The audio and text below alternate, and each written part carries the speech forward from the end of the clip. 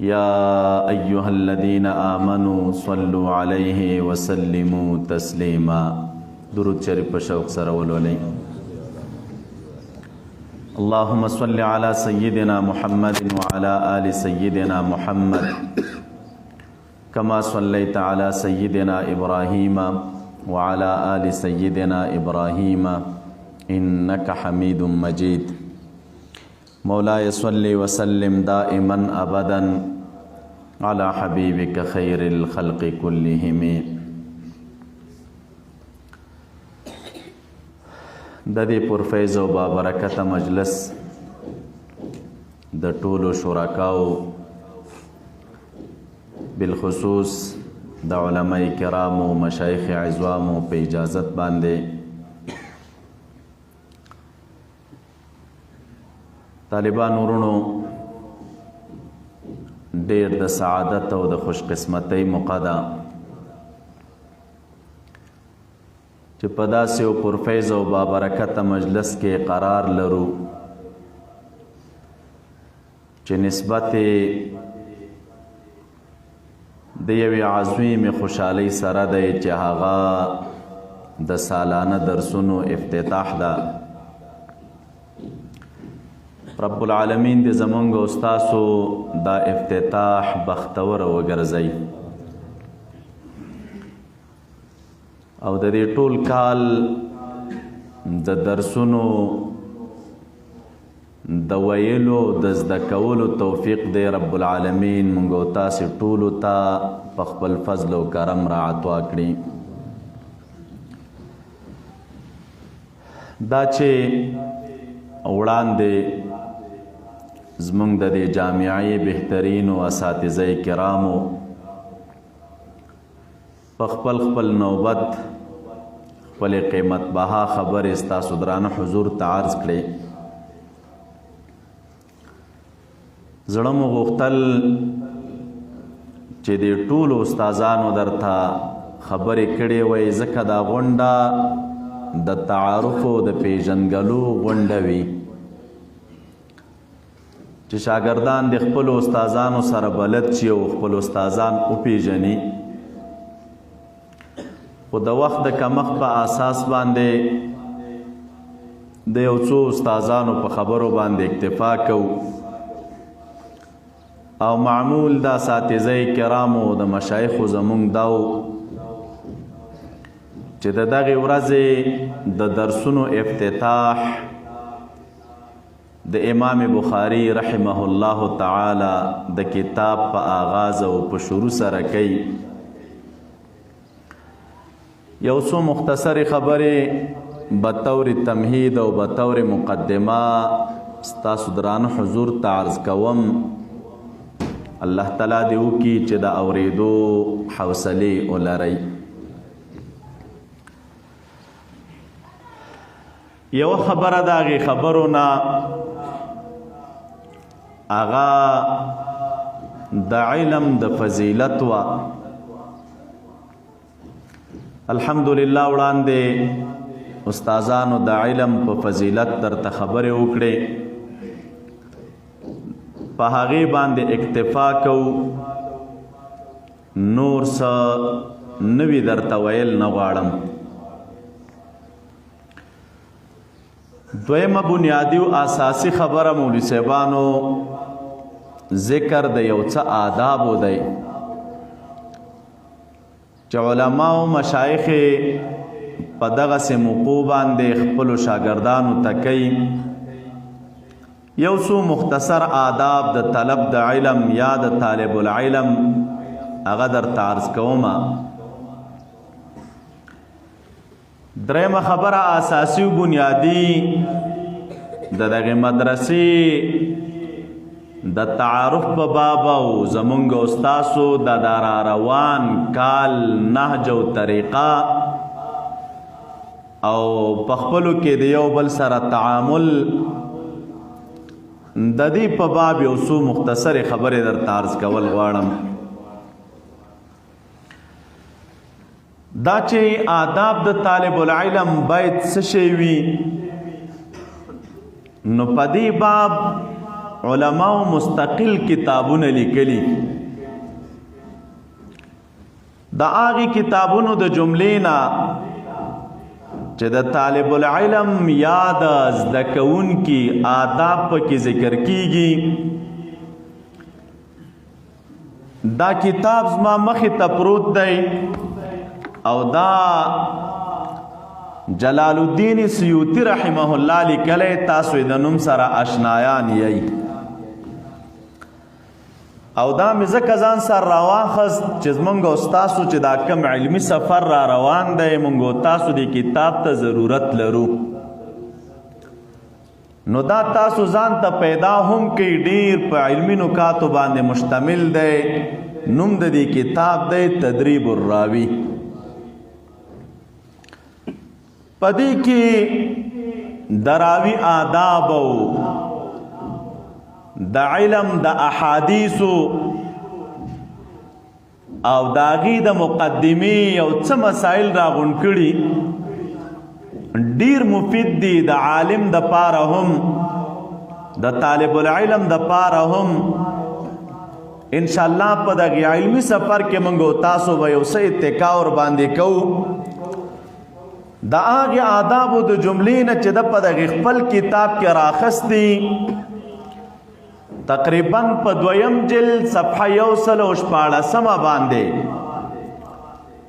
د 29م باب د محدث د آدابو په باب لګولی او د هغې نه بعد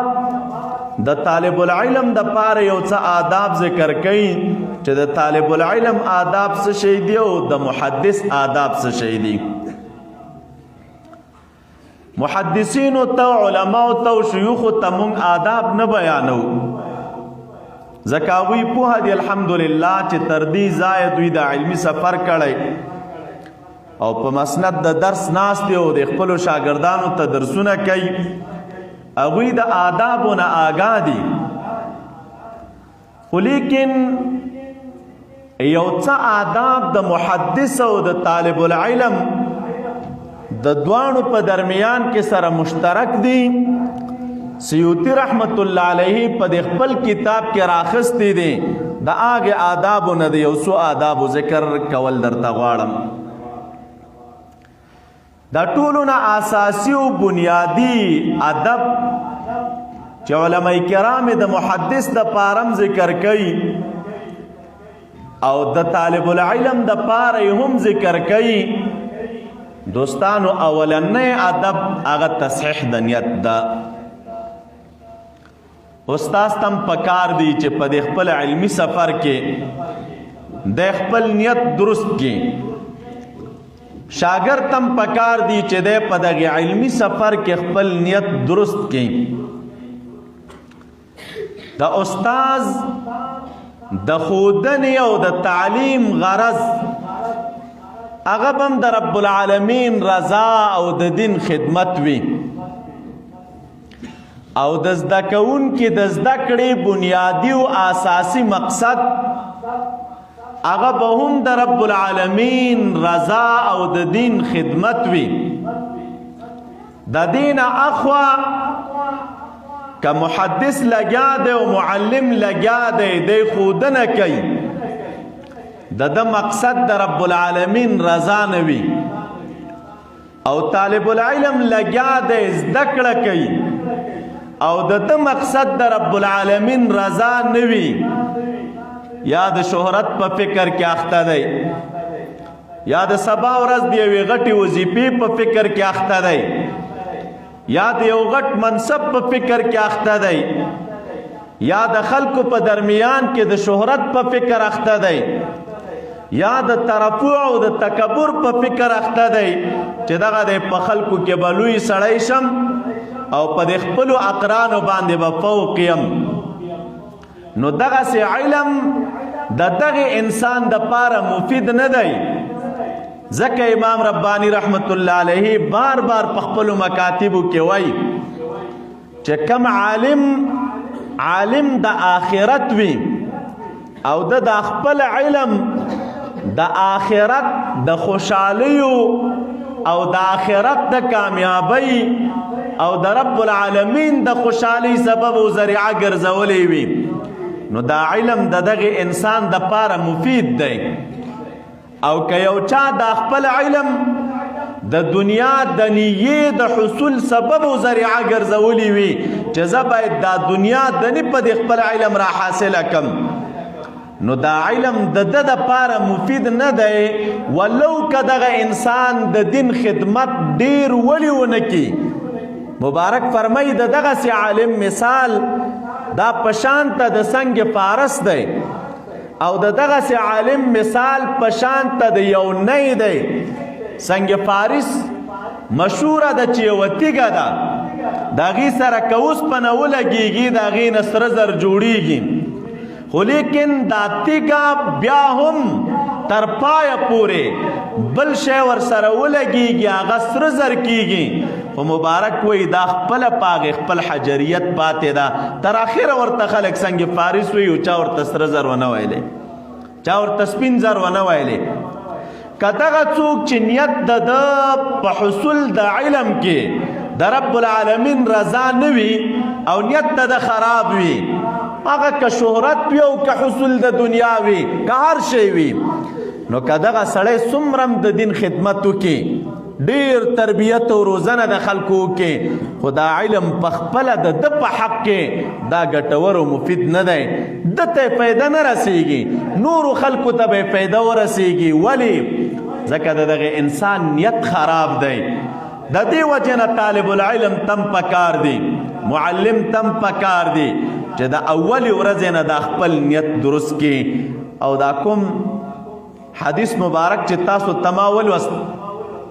امام بخاری رحمه الله چې اول په دغه خپل کتاب کې حدیث راوړي نو ګوري باب راوړي کیف کان بدء الوحی الى رسول الله صلی الله علیه وسلم د وحی ابتدا نبی علیہ السلام ته څنګه وه اور پسې وروستو همدغه حدیث راوړي چې انما الاعمال بالنیات دارومدار د اعمالو دا په نیتونو باندې دی. د انسان په عمل چې پیدا مرتب کیږي د نیت پورې اړه لري. که نیت د خدای تعالی رضا وه په عمل اجر شته که نیت د رب العالمین رضا نه وه په عمل باندې اجر نشته. نو چې په عمل اجر نشته د نیت خراب دی. امام بخاری په احادیثو کې اولنی حدیث په خپل کتاب کې دا راوړم د هغې دپاره به انشاءالله درسونو کې ووایو. شارحین راوړي چې د دې حدیث مناسبت د مخکې سره څه شی دی بعید مناسبتونه ذکر کوي خو لیکن وجه د راوړلو د دغه حدیث په اول د کتاب کې هر یو شارح په خپل کتاب کې دا ذکر کړی ده چې دا حدیث د خپل کتاب په اول کې راوړه د اول نه امام بخاری طالب العلم ته استاذ ته معلم ته د دې خبرې تربیت او روزنه ورکوي چې ګوره خپل نیت درست کا دا علم کوي د الله تعالی رضا مقصد وګرځوه خودنه کوي د الله تعالی رضا مقصد وګرځوه. طالبان ورونو مونږ تاسو د دنیا کارونه پریخي نور مصروفیتونه مو پریخي کورونه مو پریخي اقارب او دوستان مو پریخي ځینو پکې بچي پریخي وي د مور او پلار خدمتونه مو پریخي د خلکو سره مو پالنې او تعلقات هر څه پریخي دي او راغلي یاستئ او د دین زده کړه کوئ نو د نن ورځې نه خپل نیتونه سم کوئ او د رب العالمین رضا حاصلول خپل مقصد وګرځوئ. داسې نشي خدا ناخواسته چې دا دومره تکلیفونه موږ او تاسو برداشت کو او مشقتونه تیر کو او بیا هم راته رب العالمین د دغې تکلیفونو اجر او ثواب رانه کړي. رب العالمین دې موږ او تاسو د خپل دره ناامیده ونه ګرځئ. نو دا ټولو نه اساسي او بنیادي شرط د طالب العلم دپاره دا د دین خدمت دی د نیت صحیح کول دی نیتونه درست کوي. اوس نه نیت وکړي چې خدایه دا زده کړه د علم کوم مقصود به ستا رضا حاصلول وي چې ستا رضا پې حاصله کم مقصود به ستا د دین خدمت وي چې د دین خدمت وکم مقصود به د عقیدې خدمت وي چې د عقیدې خدمت وکم مقصود به د خپل شرعي نظام خدمت وي چې د خپل شرعي نظام خدمت وکم نو چې کله د انسان نیت درست شه رب العالمین ډیر مهربانه ذات دی بیا ستا د طرف نه لږ عزم او حرکت پکار دی د الله تعالی عطا او د هغه مهرباني او د هغه فضل بیا ډیر وسع دی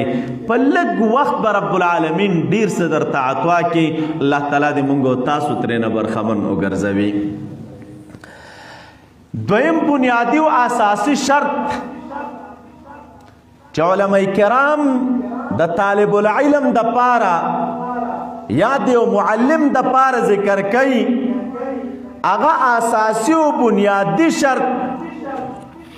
علما لیکي د نیت د تصحیح نه بعد کلک عزم دی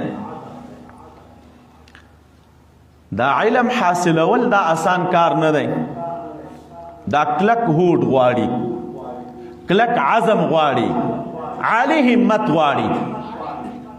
که د چا همت کمزوری و نو دته الله تعالی دا دومره عظیمه سرمایه نه ورکوي بلکې اساسی و بنیادی شرط دا دی چې د نیت د تصحیح نه بعد د طالب العلم عزم به قوي وي او دا تعلیم په احادیثو د نبی علیہ السلام کې هم ذکر دی زمونږ استاسو د پاره او قرآنی نصوص پې ګواه دي قرآن کریم کې که موږ او تاسو سوره کهف وګورو د یو عظیم انسان یو علمی سفر پکې ذکر دی چې هغه حضرت موسی علیہ السلام اولو العزم پیغمبر دی د لوی شان خاوند دی الله تعالی ورته اوچت او امتیازي شان او حیثیت ورکړو همدې صحیح بخاری کې به واقعه راشي و چې کله الله تعالی په دې ماموره که چې زه تلاړ شه د خضر علیه السلام نه زده کړه د علم وکړه نو مبارک خپل خادم د ځان سره ملګری کوي چې هغه حضرت یوشع ابن نون و او په یو علمي سفر باندې روانیږي الله تعالی د مبارک واقعه ذکر کوي قرآن کریم کې او هغه الفاظ دا دي اذ قال موسی لفتاه لا ابرح حتى ابلغ مجمع البحرين او امضي حقبا الله تعالی فرمای هغه وخیات کوي چې کله موسی علیہ السلام خپل خادم ته وویلې خادم څوک حضرت یوشع ابن نون علیہ السلام سی ورته وویلې لا ابرح همیشه بیم زه مزل بکوم او روان بیم تر کومه وخته پورې حتی ابلغ مجمع البحرین تر دې پورې چې زه مجمع البحرین ته ورسېږم مفسرین کرامو د دغه آیت مبارک په تفسیر کې لیکلي چې حضرت موسی علیہ السلام د علمی سفر د شروع کولو نه وړاندې خپل خادم ته څه شی وایي لا ابرحو همیشه به یم زه مزل به کوم چې تر څو پورې مجمع البحرین ته ورسېږم دا د همیشه مزل کولو خبره موسی علیہ السلام ولې خپل خادم ته کوي نخه د خضر علیہ السلام د استوګنې د ځای حضرت موسی علیہ السلام ته دا ښودلی شوې وه چې حضرت خضر علیہ السلام یو ځای کې اوسیږي چې هلته دوه دریابونه سره را یو ځای شوي دي او هغې ځای ته مجمع البحرین ویلې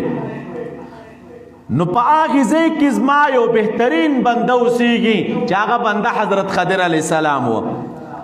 نو چې هر کله دته دا نښه ښودلی شوې وه مبارک خپل خادم ته وایي چې مزل به کوم چې تر څو پورې زه مجمع البحرین ته ورسېږم او دا مزل د یوې ورځې مزل نه دا ډېر طولاني مزل و خو مبارک د وړاندې نه خپل کلک عزم ذکر کوي چې مجمع البحرین ته به ځان رسوم مفسرینو لیکلي د ده مبارک په دې وینا کې اشاره دې خبرې طرف ته ده چې طالب العلم چې کله خپل علمي سفر شروع کوي دی به د یو کلک عزم خاوند وي د به ځان سره کلک هوډ کړی چې زه به مجمع البحرین ته ځان رسومه هغه ځای ته به ځان رسوم چې کوم ځای کې زما مقصود پروت دی او زه به دا خپل مقصود حاصلوم که دا د هر شي په بدل کې کده یخنۍ په بدل کې وو، کده ګرمۍ په بدل کې وو، کده ولګي په بدل کې وو، کده تحدید په بدل کې وو. بس چې زه د خپل مقصود ځان ته را حاصل نه کم، تر هغې ځایه به زه لګیا یم او خپل مزل به کوم او مخکې به روان یم. نو دې وخت کې طالب العلم ته بنیادي او اساسي شرط د تصحیح د نه بعد هغه د همت لوړول دی. همت خپل به لوړ کړي طالبانو. علم دا خو کمال دی، دا خو نور دی، دا رڼا ده، دا د رب العالمین معرفت دی، د خدای تعالی پیژندګلو ده. دا په واړه همت نه حاصلیږي. داسې یو فکر به د ځان سره وکړئ چې زما مقصود د دغې غره د پاسه یخی دی او د دې غره سر ته چې په هر قیمت وي زه به ځان خیږوم. که لاره کې تږی شوم، که لاره کې وږی شوم، که لاره کې مشکلاتو، که لاره کې سختۍ وي، خو زه پاس مقصود ته ځان رسوم که هغه د هر څه شي په بدل کې و.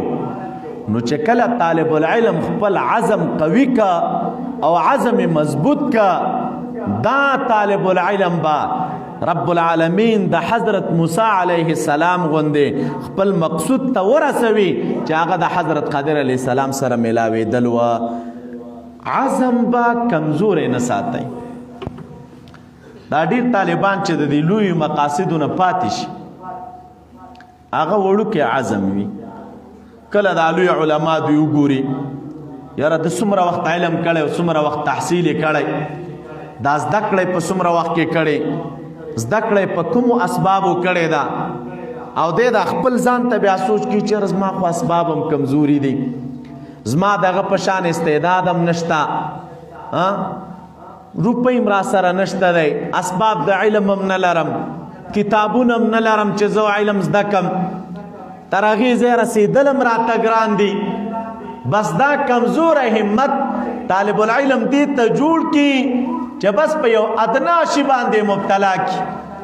او هغه لوړ همت نه او د هغې لوړو مقاصدو نه یې وغورځوي. نه، دومره ځان سره یاد ولرئ مولوي صاحبانو، دا څوک چې د لویو مدارجو ته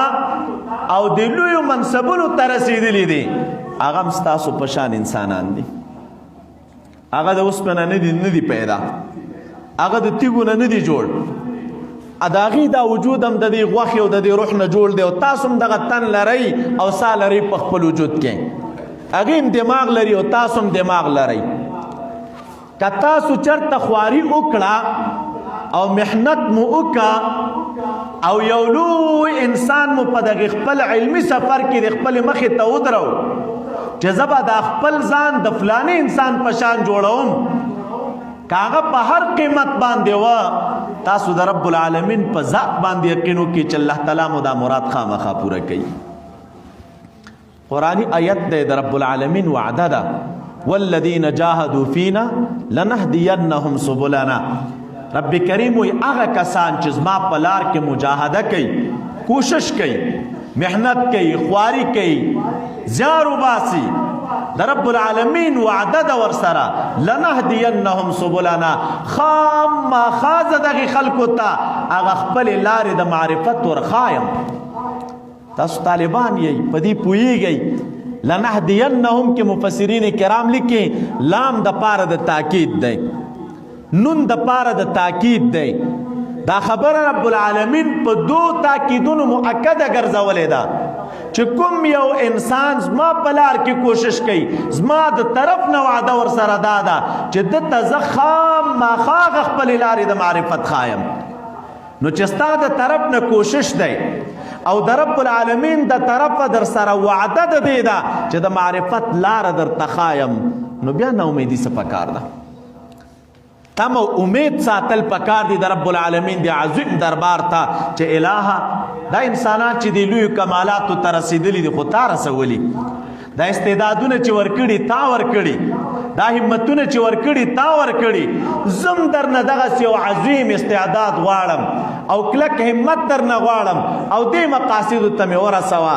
که یو طالب العلم په دې فکر باندې اخته وه الله تعالی مقصد ته رسوي. او دا ځان سره یاد ولرئ، دا استعدادونه علماو لیکلي دي، دا دوه قسمه دي. بعضی استعدادونه وهبي وي. وهبي دا معنا چې د اول نه رب العالمین یو انسان ته هبه کړي دي او د اول نه وربخلي. اول نه یو انسان با استعداد دی، د کلک استعداد خاوند دی، دې ته وهبي استعداد وایي. بعضې استعدادونه داسې وي چې هغه کسبي وي. یو انسان ته الله تعالی د اول نه یو عظیم استعداد نه دی ورکړی، خو لیکن دی خو صاحب د ارادې دی، صاحب د عزم دی، صاحب د قصد دی. نو دته څه پکار دي؟ دته د دغه خپل استعداد لوړول پکار دي. پکار دا ده چې دی کسب وکړي، هغه اسباب د ځان دپاره غوره کړي چې په کومو اسبابو باندې د ده دا استعداد قوي کیږي. نو که د یو کمزوري استعداد طالب العلم او د یو کمزوري استعداد انسان دی د خپل استعداد د لوړولو کوشش وکړي چې زه خپل استعداد لوړ کم او خواري وکمه، الله تعالی بیا د دغه انسان سعیا او د کوشش ضایع کوي نه، دته د دغه کسب په بدله کې الله تعالی خامخا یو عالی استعداد نصیب کوي. ولې ځکه د رب العالمین وعده ده او الله تعالی بار بار قرآن کریم کې فرمایي چې زه د خپل وعده مخالفت نه کوم. د تعالی د خپل وعده مخالفت نه کوي. د چا چې در کې استعدادونه قوي دي شکر پې وباسئ، په هغې بسنه مه کوئ. دا فکر وکړي چې دا استعداد راته رب العالمین نورم لوړ کړي. او چې د چا در کې استعدادونه کمزوري دي نو تاسو چې دی نه امیده کېږئ ما د خپل همت د لوړوالي فکر وکئ او د خپل استعداد د اوچتوالي فکر وکئ چې استعداد خپل سره کم قوي کم اسباب په لاره واچوئ. د مستعد انسان سره کینئ، د مستعدو خلقو سره کینئ چې رب العالمین مو په استعداد کې برکت واچوي. امید دی چې الله تعالی به لوی خلق درنه جوړ کړي. نو دویم بنیادي شرط د طالب العلم دپاره هغه عزم دی، لوړ او عالی همت دی، قوي عزم دی. دی به خپل همت نه کمزوری کوي. که څومره په درس نه پوهېږي طالبه مه نه امیده کېږه، که څومره د دماغ کار نه کوي مه نه امیده کېږه، که څومره تنبلې او وایي چې ذهن مې کمزوری دی مه نه امیده کېږه. ته خواري وکړه. تاسو د الله تعالی په ذات یقین وکئ چې دا علم یوه رڼا ده، دا په ډېرو خواریو نه ده، دا یوه رڼا ده. یو انسان خواري کوي یو ناڅاپه رب العالمین به دغه انسان ته یو حالت مخې ته کي لکه د برق د پړق په شان. دا استعداد د انسان چې خلاصیږي او دا استعداد د انسان چې کولاویږي، کله انسان ګوري د خپل استعداد ته لکه یو بنده دروازه د انسان د باطن چې خلاص شي او یو تیاره ځای کې چې رڼا را پیدا شي. خو چې دا رڼا را پیدا کیږي ته اسباب وکاروه، ته نه امیده کېږه. د هر طالب العلم دا مطالعات چې جاری کیږي دا خو اول نه څوک په کتاب نه پوهېږي. دا چې تاسو ته الله تعالی په دې زمانه کې داسې استادان درکړي چې تاسو ته د ابتدا نه او د متوسطین او د ابتدایین دا خواري در باندې کوي چې ستا ذهن خلاص کړي، دا خو د رب العالمین فضل په خپل ځان وګڼئ. خو تاسو د الله په ذات یقین وکئ مولوي صاحبانو چې مونږ درسونه ویلي او مونږ طالبي کړې ده، ابتدا داسې نه وه. دا چرته و چېرته مونږ ته د یو څوک داسې ذهنیت راکړي چې همت لوړ وساته، مونږ ته د یو څوک د تسلۍ خبرې وکړي، مونږ ته د یو څوک د علم هغه لارې او طرق وښیي، مونږ ته د اسباب مخې ته واچوي. دا نه وه. خو عزم قوي و، کړېدلو به، زورېدلو به، ژړا به مو کوله چې دا تکړه طالبان به مو کتل او د خپلو کمزوریو ته به مو کتلې، دا مستعد انسانان به مو لیدل، دعاګانې به مو کولې چې خدای زموږ استعداد قوي کا. تاسو د الله تعالی په ذات یقین وکړئ مولوي صاحبانو چې یو دوران داسې و، تقریبا ډېره پخوانۍ قصه ده، کافیه مو ویله او دا خادمه مخې ته ایښ وصیب هم دې ته مې کتل را کتلو، یو ځای ووایه بل ځای ووایه، نه به پوهېدو ورباندې. داسې نه چې زموږ استادان کمزوري وو، هغې قوي وو، زموږ پې دماغ نه خلاصېدل، زموږ پې مازغه نه خلاصېدل چې موږ څه شی ووایو. خبرې مو زده کولې د استادانو، لیکلې مو د ځان سره، خو لیکن په دې اوس پوهېدلو نه چې دا اوس دې څه شی او د دې مقصد څه شی دی. سخت جمع وه، د جومات برنډه وه، په دې برنډه کې ناست وم، یو کمبله غوندې وسره شال، دا مې د دې ځان نه راتاو کړي وم دې کتاب ته مې کتل را کتلو دا عبارت ځان سره یو خط ووایه بس هغه به خلاص شو بیا ووایه بیا به خلاص شو بیا ووایه بیا به خلاص شو بیا ووایه نه فکر کوم لس نیمې 11 بجې به وي سخت ژمی و د جومات بیرون په برنډه کې ناست وم اوس مې هغه حالت په ذهن کې دی هغه صحنه مې په ذهن کې ده بس مخه مې و د کتاب سره او دا زړه کې چې دی هغه خواري او امیدونه مې ځان سره ساتل د خدای تعالی د درګاه نه امیده نه وم دا د کتاب عبارت مې لوسته تاسو د الله تعالی په زق یقینو کې مولوي صاحبانو هغه صحنه مې اوس هم ذهن کې ده لکه یو ځای کې چې تکه توره تیاره وي او یو سړی کوشش کوي چې زه په دې ځای کې رڼا بله کم دا د خادمي عبارت مې همدغسې لوسته د ځان سره وپوهېدم پې نه یو ناڅاپه لکه یو ځای کې چې توره تیاره وي او رڼا شي په دې سینه کې مې داسې یو پړق غوندې شو کیفیت راغی د کتاب ته چې مې کتل او دا عبارت مې د ځان سره لوسته نو بیا هغه حالت نه و لکه څنګه چې مخکې وه زما د طالبۍ د دور د مطالعې خادمه اوس هم هغې لاندې مکتبه کې شته دی دا کتابونو کې د عبارت غلطیانې وي د مصنف نه د عبارت غلطیانې که چېرته مصنف نه غلطي شوي وه خو د مصنف معصوم خو څوک نه دي که نه خطا شوی به وي یو ملا صاحب پوسټره مې وخت کې کتله چې ته پوسټر یې لیکلی او نو لاندې پکې لیکلي وو چې زما د درس خصوصیات به دی چې د خادمې غلطۍ په نښه کول یو شی پکې دا لیکلی دا تاب نه دی هر چا نه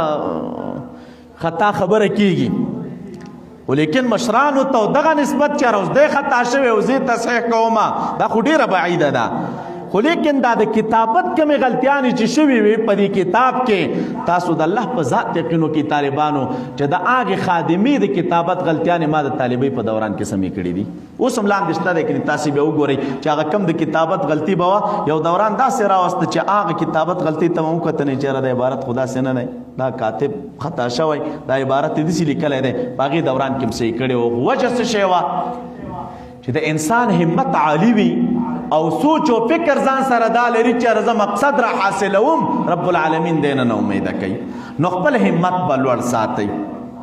د همت د لوړوالي نه بعد دریم ادب چې علماء کرام ذکر کوي په خپلو کتابونو کې هغه دا دی چې طالب العلم ته پکار دا ده خپل لباس باید پاک وساتي خپل مکان او ځای باید پاک وساتي او دا ادب که تاسو فکر وکئ دا زاد طالبین شریف کې په دې دویم اړخ کې چې هغه کم حدیث د جبریل علیه السلام زمونږ استاد مخې ته راځي چې عمر رضی الله تعالی عنہ د حدیث مبارک راوي دی چې نبی علیه السلام سره مونږ یو ورځ ناستو اطلع علینا رجل ناسا په یو سړی زمونږ د مجلس ته را مخامخ شه داسې انداز کې و چې ډېرې زیاتې تکې سپینې جامې په تن باندې وې او زیاد تک تور ویختان و شدید او لا یرا علیه اثر سفرن د سفر آثار په نخ کار کېدل او راغه مخ رسول الله صلی الله علیه وسلم تکیناست فاسند رکبتیه الی رکبتیه د خپل زنګونونه د نبی علیہ السلام زنګون مبارک سره ولګول او د نبی علیہ السلام نه سلور پختنه وکړل یا پنځه مل ایمان مل اسلام متى الساعه او سلورمه پختنه دا چې بیا د قیامت د علاماتونه می خبر کا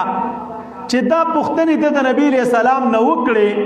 علماء کرام چې کلم دا حدیث په خپل کتابونو کې ذکر کوي د دې حدیث په شرح کې لیکي او د دې حدیث په فوایدو کې لیکي چې دا طرق د تعلیم دا مختلف دي کلم چې معلم خپل شاګرد ته ښودنه کوي دا مختلفې طریقې لري یو طریقه د تعلیم دا کله په یو مجلس کې معلم ناست وي یو څوک دغه نه پوښتنې وکړي او د هغې پوښتنې کوونکي ته جوابونه ورکوي او د حاضرین ناست وي د دې معلم خبرې واوري طریقو د تعلیم نه یوه طریقه دا ده چونکه نبی علیہ السلام سره صحابه کرام ناستو او جبریل علیہ السلام راغی پوښتنې ترې نه وکړې او نبی علیہ السلام جواب ورکا نو دا جوابونه خو د صحابه کرام واورېدل چې کم ناستو د نبی علیہ السلام په مجلس کې نو یوه طریقه د تعلیم دا وه خو لیکن کله چې دا سائل راځي او دا زده کوونکی راځي د نبی علیہ السلام مجلس ته نو د حدیث مبارک ابتدا دا ده چې داسې انداز کې راغی چې ښایسته تک سپینې جامې په تن باندې وې، ښایسته تک تور ویښتان او تور زیات تور ویښتان وه او د سفر آثار پې نه ښکاره کېدل. دې ځکه شارحینو لیکلي دي دې کې آداب د طالب العلم ذکر کېږي. په دې طریقه باندې طالب العلم څه پکار دي؟ کله مجلس د علم ته راځې او د استاذ مخې ته کښېنې نو پکار دا ده چې ښایسته پاک لباس دې په تن باندې وي. نو حدیث مبارک کې خو سپین راغلی، نو طالب العلم ته کوشش پکار دا دی چې سپین لباس په تن کې، ځکه معلم راغی متعلم او د نبی علیہ السلام مجلس کې کینی ښایسته سپین لباس په تن دی، نو کوشش وکړي چې طالبانو سپین لباس په تن کوي، ځکه سپین لباس رسول الله صلی الله علیه وسلم ته خوښ او محبوب ورته. خو بیا هم که ته وایي چېرې سپین لباس نشم ساتلی، د طلب دوران دی او خیرنیږي او سبا بېګای راته وینځل ګران دي، نو که چېرته دا لباس نشي په تن کولی نو د صفۍ لحاظ یې وساته، باید چې پاک وي، هر لباس چې اغوندې باید چې لباس دې پاک وي، خیرن باید ونه ګرځېږي. یو دویم دا سړی داسې انداز کې مجلس ته راغی چې ښایسته تک تور ویښتان یې وه، ویښتان هم تور و. دویم معلومیږي تینا دا چې دا ویښتان یې ښایسته تک تور وه نو چې دا توروالی او هغه شدت یې د لرې نه ښکاره کېده، خو معلومیږي دا چې هم پاک وه، ځکه د لرې نه ډېر پاک صفا ښکاره کېدل او شدت پکې معلومېده. ویښتان هم پاک و او دا چې دا ویښتان تور او سپین نه و، نو دې ځای کې بیا شارحینو د احادیثو درته لیکلي اشاره دې طرف ته ده چې دا سلسله د تحصیل د علم دا خو قطع کېږي نه، دا د ماشوم او د ځوان او د سپینګیري پورې خاص نه ده. ځوان د پارم تحصیل پکار دی، سپینګیري د پارم پکار دی، خو لیکن موده د تحصیل دا ځواني ده. سپینګیری که غواړي چېرې زه علم حاصل کم، دا د ده دپاره لوی منقبت دی او لوی اجر ورته رب العالمین ورکوي، خو دا سره کم تحصیل چې دی د ځوانۍ په دوران کې کولی شي، بیا د سپینګیریتوب په حالت کې خو هغسې مقاصد دی ځان ته نشي را حاصلولی، ځکه وجود ورته اجازت نه ورکوي. اعضا کمزوری وي، دماغ کمزوری وي، همت د ځوانۍ په نسبت کم وي، نو د دې وجې نه هغه موده د تحصیل د علم ځواني ده. جبریل علیه السلام د رسول الله صلی الله علیه وسلم مجلس ته په دغسې انداز کې ذکر راغی چې دا د سر ویښتان د مبارک تک تور و، یعنې د ځوانۍ په حالت کې او راغی د نبي علیه السلام مخې ته کېناست او د چې دی پوښتنې شروع کړلې. نو طالبانو تاسو ځوانان یئ، دا ځواني دا یو لوی نعمت دی چې رب العالمین مونږ او تاسو ته عطا کړی او ځوانان د رب العالمین خوښ دی. قرآن کریم کې الله تعالی د ځوانانو ذکر کړی انهم فتیة آمنوا بربهم. ګوره مضبوط خلکو، یو مضبوط جماعتو ځوانان و په خپل رب ایمان راوړی و، د اصحاب کهف مبارک کې راځي او د نورو ځوانانو ذکر هم قرآن کریم کې شته. نو تاسې د ځوانۍ په دوران کې یئ، دا ځواني او دا خپل عمر دا یو عظیم نعمت د رب العالمین وګڼئ، دا ګوره راځي نه، دا په ختمېدو ده. دا کومه ځواني چې خدای تعالی درکړې دا وخت په وخت قوي کېږي نه، دا وخت په وخت په کمزوري کېدو روانه ده، دا قوت دې په کمېدو روان دی، دا زیاتېږي نه. نو چې په کوم دوران کې رب العالمین قوت درکړی، په دغې قوت کې پکار دا ده چې ته ترېنه ګټه واخلې. سپک ورته مه ګوره، دا خو د مستۍ دور دی، دې خوا منډه کو، دې خوا منډه کو، دې خوا منډه کو، مجلس وکو، وخاندو، دوستانو ته لاړ شو، یو ځای کېنو بل نه نه نه، پام کوئ. ګوره دا کار چېرته ونه کوي، د دې خپلې ځوانۍ قدر وکړئ او د احترام په نظر ورته وګورئ، سپک ورته چېرته ونه ګورئ. د ځوانۍ احساس باید در سره وي او د ځوانۍ قدر باید در سره وي او دا د خپلې ځوانۍ ارزښت باید در سره وي. د عمر قدر وکړي، عمر ډېرېږي نه، عمر کمیږي. یو معیار راته رب العالمین ټاکلی، دا سیکنډ سیکنډ چې تیریږي، سیکنډ سیکنډ دا بس نور په کمیدو دی. او دا چې عمر څومره ارزښت لري نو دا طالبانو ته بار بار ما ویلي یو کتاب دی د بازار کې پیدا کیږي ځان ته پیدا کړي نوم د هغې دی قیمت الزمن عند العلماء دا د زمانې قیمت د علماو په نسبت باندې چې زمانه څومره ارزښتناکه ده او وخت څومره ارزښتناک دی تاسو هغه کتاب وګورئ لږ ویې ګورئ د اوس نه یې وګورئ مطالعه یې کوئ په دې به پوه شئ چې وخت څومره ارزښت لري په هغه قیمت الزمن کتاب کې یو خبر راخستی ده د وخت ارزښت ته وګورئ یو سړی دی مثلا 100 کاله عمر لري 100 کاله دا 100 کاله عمر د دا 99 کاله او بیا چې دی د دغې وفات نه یې 15 منټې نه د وفات دا 15 منټه یو خوا کا او دا د څه د پاسه 99 کاله عمر دی بل طرف ته کا یو سړی دی دومره عمر یې په کفر کې تیر کړی او د وفات نه 15 منټه وړاندې د صحت په حالت کې ایمان یې راوړه او دی مسلمان شي او چې کلمې وویله په خپل اختیار ایمان یې راوړه بس نور ژوند د په دنیا کې نو مرګ ورته راغی او دی وفات شي حدیث مبارک کې راځي رسول الله صلی الله علیه وسلم فرمای یو انسان به الله تعالی جنت ته داخل کی خو په داسې انداز کې چې ما صلی و ما صام منظم نه دی کړی روژیم نه دی نیولی خو ایمان یې راوړه او د ایمان د راوړلو نه بعد د نورو اعمالو فرصت ورته پیدا نشه او دې دوران کې دته مرګ راغی وفات شه نو چې مرګ ورته راغی وفات شه دغه انسان رب العالمین ډایرکټ جنت ته داخلي جهنم ته دغه انسان نه لیږي وجه څه شی ده ته فکر وکړئ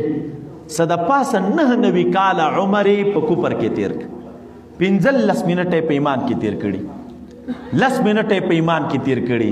دا د 10 منټو د زمانې ارزښت وګوره چې رب العالمین دغه انسان ته د 10 منټو د زمانې د ارزښت په وجه باندې ابدي نجات ورکو برخه کوي او همیشه د جهنم نه ساتي او همیشه د پاره جنت ته لیږي ولی ځکه د 10 منټو قدر یې کړی دی اوس که یو انسان 100 کاله عمر لري او د 100 کالو قدر وکړي یو انسان 50 کاله عمر لري او د 50 کالو قدر وکړي یو څوک 80 کاله عمر لري او د 80 کالو عمر قدر وکړي او احترام وکړي او د ورته متوجي چې دا رانه بیا ارزښت تیر نشي نو چې په 10 منټو باندې انسان ته د طلا بدی نجات ورکړي نو په 50 کالو باندې به بدی نجات ولې نه درکړي په 100 کالو به بدی نجات ولې نه درکړي نو وخت ډېر ارزښت لري وخت بل بې ځایه تیر نه کوي وخت بل ضایع نه کوي نو بل ادب د طالب العلم دپاره اساسي ادب مولوي صاحبانو هغه د ځان صفایي ده د لباس صفایي ده د خپل ځای صفایي ده کوم ځای کې تاسې اوسیږئ باید خپل ماحول پاک وساتئ خپل ځان بیت پاک وساتئ دا حدیث مبارک کې چې راځي نبی علیہ السلام فرمایي چې 2 خبیث بوټي دي چې چا خوړلي وي هغه د زموږ مجلس ته نه راځي هغه د مسجد ته نه ځي اوږه ده او پیاز دي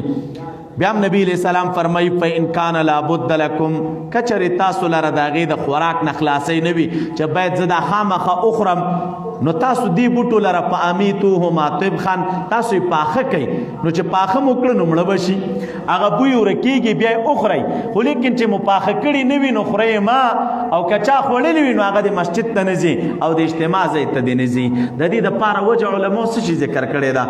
څه وجه ده چې نبي علیه السلام وایي چې اوږه چا خوړلي وي پیاز چا خوړلي وي هغه د اجتماع ځای ته نه ځي اساسي او بنیادي وجه د هغې دپاره دا ده یو خو د انسان سره ملایک دي د دې نه ملک په عذابېږي دویم چې یو مجلس ته لاړ شي خو هلته انسانان ناست دي او ته چې د هغې سره کېناستلې په مجلس کې او ستا د خولې نه بدبویي ځي خو اهل مجلسو ته تکلیف رسېږي او د اهل مجلس خو مؤمنان دي او د مسلمان دپاره پکار نه دي چې بل مسلمان ته تکلیف ورسوي شارحینو دا حدیث لیکلی علامه مبارک پوری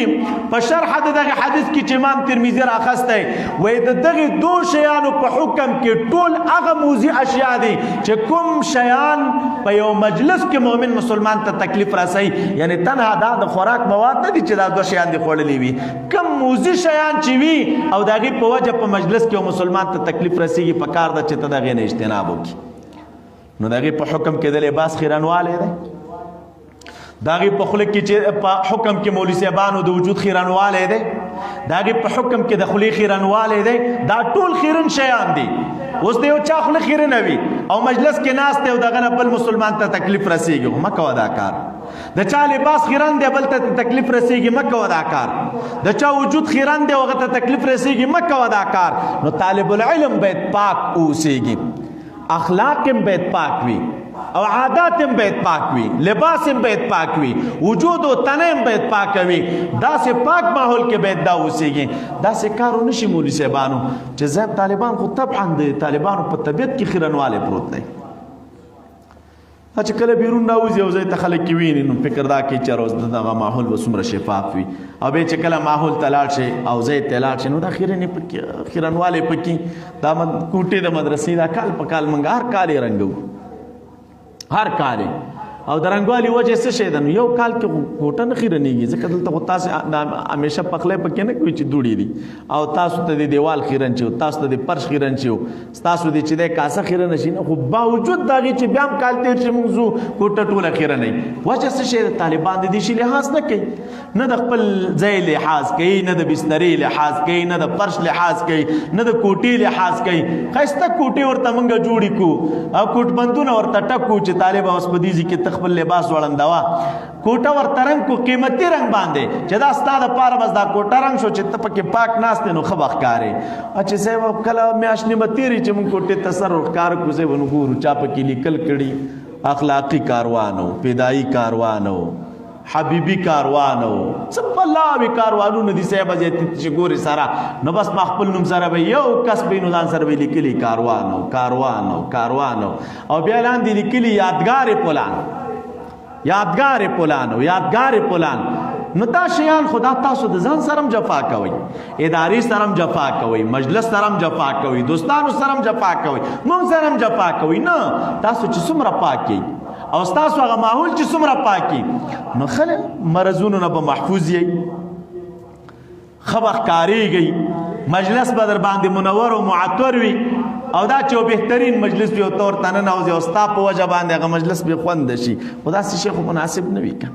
نو بل بنیادي ادب د طالب العلم دپاره هغه صفایي ده. او یو شی چې بل دا طالبان په دې کې ډېر کمزوري کې او په دې کمزوریو کې پکې اخته وي هغه مولوي صاحبانو دا مشران خو ټول معززین دي که نه، نو دوی دا د کوټو خدمت هم په دې کشرانو چړیانو کوي، خپل کالم په دې کشرانو چړیانو وینځي، لوښي هم په کشرانو چړیانو وینځي، همدوی ته وایي چې تاسو لاړ شئ دا لوښي وینځئ. نو طالب العلم دومره بس دی چې تا ته وظیفه راوړي. تاسو دا یخنۍ لیدلي، دا تکلیفونه مو لیدلي چې دا طالب دې ځای نه روان چې غریب خوب پرېږدي او ته خوب کې او دی روان یې او بشارک ته ځان رسوي او چارۍ ته ځي د هغې ځای نه تا ته ډوډۍ راوړي. نو چې دا 1 غنټه مزل د یو طرف نه کې او نیمه غنټه او 1 نیمه غنټه مزل د بل طرف نه کې او بیا راشي تا ته ډوډۍ راوړي او بیا صاحب ته بیا هم ورته ناست دی چې ډوډۍ خو دې راوړه راته او دا لوښي مو وینځه. نو تاسو د کشرانو سره جفا کوئ، دا خدمت په خپله کوئ. یو خدا چې د هغوی سره زیاتی دی، او دویم دا مولوي صاحبانو مشران خو ستاسو د صفۍ لحاظ نشي ساتلی. کله ډېر وخت کې موږ وینو تاسو به دا کاسې لیدلي چې چړیانې وینځي، غریبانان سره که وینځي، نو ولا که چینک درته سم وینځي، نو ولا که کاسه درته سمه وینځي او نو درته دیګ سم وینځي، وینځلی نه شي. نو چې نه شي وینځلی د کاسې په کنجونو کې هم چې دی ترکاریانې نښتي وي د هفتو هفتو توروالی پکې نښتي، د چینکونو په کنجونو کې هم توروالی نښتي د هفتو هفتو، هماغه چینکونو کې بیا تاسو لګیا یئ او ډوډۍ خورئ پکې، دغه رنګې چې دی چایونه پکې څکئ، اوبه ترې نه څکئ، نو دا خو ستاسو صحت ته نقصان رسوي. او په دې خو ته به دې نه ښکارېږي چې ته مشر طالب العلم او زه کاسه وینځم. نو دا تاسو د رب العالمین په ذات یقین وکړئ چې په دې خدمت کې څومره ترقي ده او په خدمت کې څومره ذوق دی او څومره باطني ترقیات دي پکې او ظاهري ترقیات دي، دا په بل شي کې نشته. دا ترتیب تاسو خپل جوړ کړئ، صفایانې غټان خپله کوئ، کاسې خپله وینځئ، کوټه خپله صفا کوئ، لباس خپل صفا کوئ، کشران دې شیانو ته مه ورکوئ. دا چې مور پلار تاسو سره رالیږلي دي او دومره تاسو باندې چې دی دا اعتماد کړی نو ستاسو خدمت دې وکړي، د هغوی پکې اجر دی. ولیکن تاسو داسې نشي خدا ناخواسته چې هغوی هغه امیدونه د خاورو سره خاورې کړي او بیرته ځي او تاسو په خپل خدمتونه کړي وي او دا غریبانان د هېڅ شي نه هم آګاه نه وي. نو بل اساسي او بنیادي شرط مولوي صاحبانو هغه دا دی چې د صفۍ لحاظ به کوئ. داسې هغه یادګارنې دي چې درته کومې. دریم څلورم ادب علما کرامو لیکلی د طالب العلم دپاره اساسي او بنیادي ادب هغه طلبول د عالي سند دی. دا د طالب العلم د پاره ادب دی. عالی سند او دا عالی سند چې دی د طالب العلم د پاره طلبول څنګه ضرور دي دا ځان سره یاد ولرئ. مولوي صاحبانو امام مسلم رحمت الله علیه په خپله مقدمه کې نور علماء کرامو په خپلو کتابونو کې د علماو زمونږ د استاسو د اسلافو اقوال راخستی دي او وی پکې یو خبره راته دا کوي چې العلم دین فانظروا عمن تاخذون دینکم. علم دا خو دین دی، تاسو وګورئ چې دا خپل دین د چا نه اخلئ. علم دین دی، وګورئ چې دا دین د چا نه اخلئ. یو دویم امام مسلم رحمت الله علیه په خپله مقدمه کې دا راوړي چې الاسناد من الدین، اسناد چې دی دا د دین نه دی. او بیا ورپسې وای ولولا الاسناد لقال من شاء ما شاء. که چېرته سند نه وای نو د چا چې څه خوښه وای هغه به یې ویلي وای، او د هر چا چې څه خوښه وای هغه به دا خبره کړې وه، او چې څه یې خوښه وه هغه به یې ویلي وه. نو دې اقوالو د علماو کې یا په دغې روایاتو کې چې علم دین دی او تاسو وګورئ چې دین د چا نه زده کوي، اشاره دی خبرې طرف ته ده چې طالب کلم علم زده کوي نو په کار دا ده چې خپل ځان دپاره یو عالي سند وګورئ. په علم کې دا اساس دی او په علم کې دا بنیاد دی چې د سند کوشش به کوي. د همدې وجې نه که دا واقعات زه تاسو ته بیان کړم دا ډېر زیات طولاني دي، خو لیکن که تاسو لاسرسی نه لرئ دا فیسبوکونه او موبایلونه خو نن سبا هر چا سره دي مولوي صاحبانو، تاسو د ګوګل کې سرچ کوي الرحلات، د الرحلات په نوم باندې کتابونه موجود دي او په دې کې هغه واقعات راخستي دي دا ځان ته ډاونلوډ کې وی ګورئ چې زمونږ او ستاسو اسلافو د علم د زده کړې دپاره څومره رحلتونه کړي. د جابر رضی الله عنه په حالاتو کې راځي علماو لیکلي یو حدیث مبارک د واورېده د بل چانه، خو لیکن د به ذات د بل صحابي مبارک نه وانه اورېد چې هغه صحابي مبارک د نبي علیه السلام نه اورېدلی و. د خپلې علاقې نه روان چې یوه میاشت مزل شام ته وکړه، یوه میاشت مزل، او هلته چې هغه عالم راووت او صحابي مبارک د تې نه د هغې حدیث مبارک پوښتنه وکړله او بیرته را روان شي. امام بخاري په دې باب هم لګولی که څوک د یو حدیث د زده کړې دپاره اوږد سفر کوي دا به زیاده علم نه وي. اوس ته فکر وکړه دغه حدیث مبارک خو دې عالم اورېدلی و، دې صحابي مبارک اورېدلی و، ولیکن به ذات د هغې صحابي نه وانه اورېده چې کوم صحابي د نبي علیه السلام نه اورېدلی و، د بل چا نه یې واورېده. د یوه میاشت مزل شام ته د دې دپاره کوي چې دا حدیث مبارک زه د هغې صحابي مبارک نه واورم چې کوم صحابي مبارک په خپله د نبي علیه السلام نه اورېدلی دی. نو حدیث خو مخکې هم دا اورېدلی و، دا یوه میاشت مزل شام ته د څه شي دپاره وکړه؟ وجه دا وه چې غوښتل د مبارک دا چې خپل سند قوي کړي، دا چې مخکې اورېدلی و د هغې بل عالم نه، خو د هغه د نبي علیه السلام ترمنځ دا دوه واسطې راغلې. اوس چې د به ذات د هغه صحابي مبارک نه واورېده واسطه کمه شوله او سند عالي شه، نو د سند د عالي کېدو دپاره د طالب العلم دپاره په کار دا ده چې دی کوشش وکړي او همت وکړي چې زه خپل سند څنګه عالي کړم، دا علم چا نه وکم، زده کړه د چا نه وکم، دا خپل سند تر چا ورسوم. دا غمونه خو فکر سوچ کې نه کنه، طالبان خو سرمست دی. دا چې کله تاسو په مسند د درس کېناستئ بیا د اندازه تاسو ته لګېږي، بس طالب دا فکر نه کوي زه څه کوم یار هسې هر څوک چې دی وي دی زما سره کار څه دی زه خپل درس وایم، هر څوک چې دی وي دی زما کار څه دی زه خپل درس وایم، زما خپل کتاب سره کار دی. بیا ځینې ځوانان پکې دا وایي یاره هر څوک چې دی وي دی نو زما ورسره څه کار دی زه خپله ترجمه کوم، بل بیا وایي چې هر څوک دی وي دی زما کار څه دی زه ترې خپل د حدیثو درس وایم، بس ما د خپل کتاب سره کار دی. دا انداز بیا تا ته په هغې دوران کې لګېږي مولوي صاحبه چې کله سبا په دا طالب العلم دغه فکر ځان سره نه لري، دا سوچ ځان سره نه لري چې سبا به زه لوړ سړی یم او زه به په یو مسند د درس ولاړ یم او زه به د یوې حق عقیدې دفاع کوم، او راځه د حق عقیدې دفاع چې کوي د داسې یو چا سره درس ولوله چې سبا د هغوی نه دا درس لوستل د تا دپاره خنډ نه وي. تاسې ډېر منګه ولیدل چې دا ګډو وډو ځایونو کې درسونه ویلي وي، هر چا نه چې درس ویلی سبا چې دی حقه خبره کوي د یو شی وایي استاد بل شی وایي، نو درېمګړی بیا څه وایي وایي دا بدبخت وګوره د خپل استاد مخالفت کوي. دا مشکل د څه شي نه جوړ وه؟ داسې خو بیا نشي ویلی چې زما استاد بد کړي دي، او یا به دې ته جوړېږي چې زما استاد بد کړي، کله پکې ځینې بیا دام وایي. او کنې کې د خپل استاد د احترام په خاطر باندې به یو حق خبره نشي کولی. ولې؟ ځکه استاد نظر دا نه دی.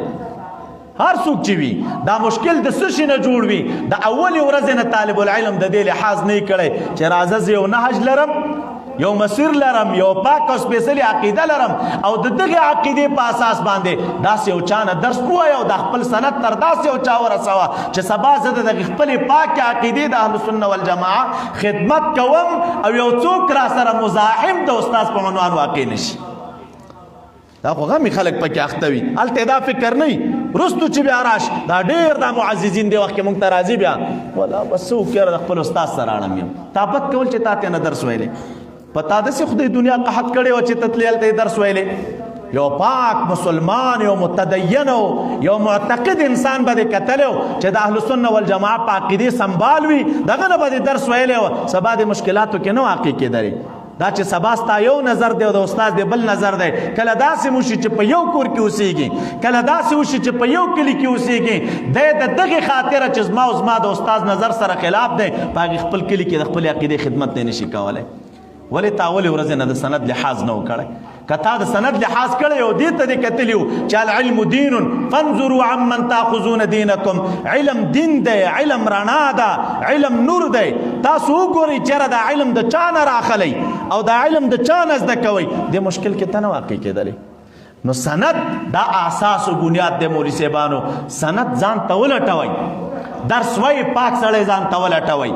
درس وی یو نیکعمل انسان ځان ته ولټوئ، درس وی داسې یو چا نه درس وی چې ستا استعداد جوړ کړي، ستا اخلاق جوړ کړي، ستا عادات جوړ کړي، تا د رشد او د هدایت طرف ته شوق کړي او دې طرف ته د کامیابۍ خبرې درته وکړي، داسې یو چا نه درس وایي. دا خو څه کم کسب نه دی.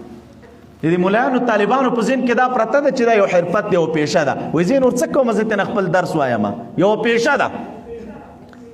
درس رڼا ده، د پیشې په نیت یې مه وایه. دا چې د اولې ورځې نه ته د پیشې په نیت لګیې، تا نه به سبا خدای تعالی د دین خدمت څه واخلي، توفیق د دین د خدمت به څه درکړي درته. خو که د اولې ورځې نه په دې فکر چې علم رڼا ده، نو بیا داسې یو چا نه ووایه چې رڼا ورسره وي، داسې یو چا نه ووایه چې ستا سینې ته رڼا ترې نه راشي، او داسې یو چا نه ووایه چې ستا هغه اخلاق او عادات د درس د ویلو سره دا چې دی برابر شي او ته د غذای نه ځې یا طالبې یا فاضلې او بیرته خپل کلي ته لاړ شي او خپل استاذ ته لاړ شي، خپلې علاقې ته لاړ شي چې په اخلاقو په عاداتو سنبال یې دغسې ځای کې درس وایه. دا چې د پیشې په نیت وي چې کور ته لاړ شي سره او بل ځوان هم صاحب نیم ویښته داسې اړولي وي، زموږ طالب العلم لاړ شي هغه هم نیم ویښته داسې اړولي، بل ځوان هم کله ټوپۍ خولۍ دیزې کېښي، دی چې لاړ شي دم خولۍ دیزې کېښي، یا متفاوت دی هغه خولۍ دیزې کېښي صاحب او ورته خولۍ دیزې کېښي، هغه که پنسې تر ګیټو پورې رسېږي او د طالب العلم لاندې په مځکه راڅڅېږي، نو دا خو نه ده. تا خو علم نه دی زده کړی، تا پیشه زده کړی، تا الفاظ زده کړي دي. او سره د دې نه چې عبدالله ابن مسعود رضی الله عنه چې علم رڼا ده، علم نور دی، علم رڼا ده. لیس العلم بکثرت الروایات، علم په دې نه ده چې چاته روایات ډېر زده دي او دغه د منبر ته ودرېدم او خطبې ته ودرېدم او ډېر روایات مې وویلي او په سند مې وویلي او ښه تقریر مې وکړه. نه، علم په کثرت د روایاتو نه دی، ولکن العلم بتقوى الله، علم دا تقوا ده. ته دا فکر وکړه چې دا تقوا زه چېرته ځان ته را حاصله کړم، ما نه متقي انسان به څنګه جوړ شي، د دې علم د زده کړې سره زه به تقواداره څنګه شم،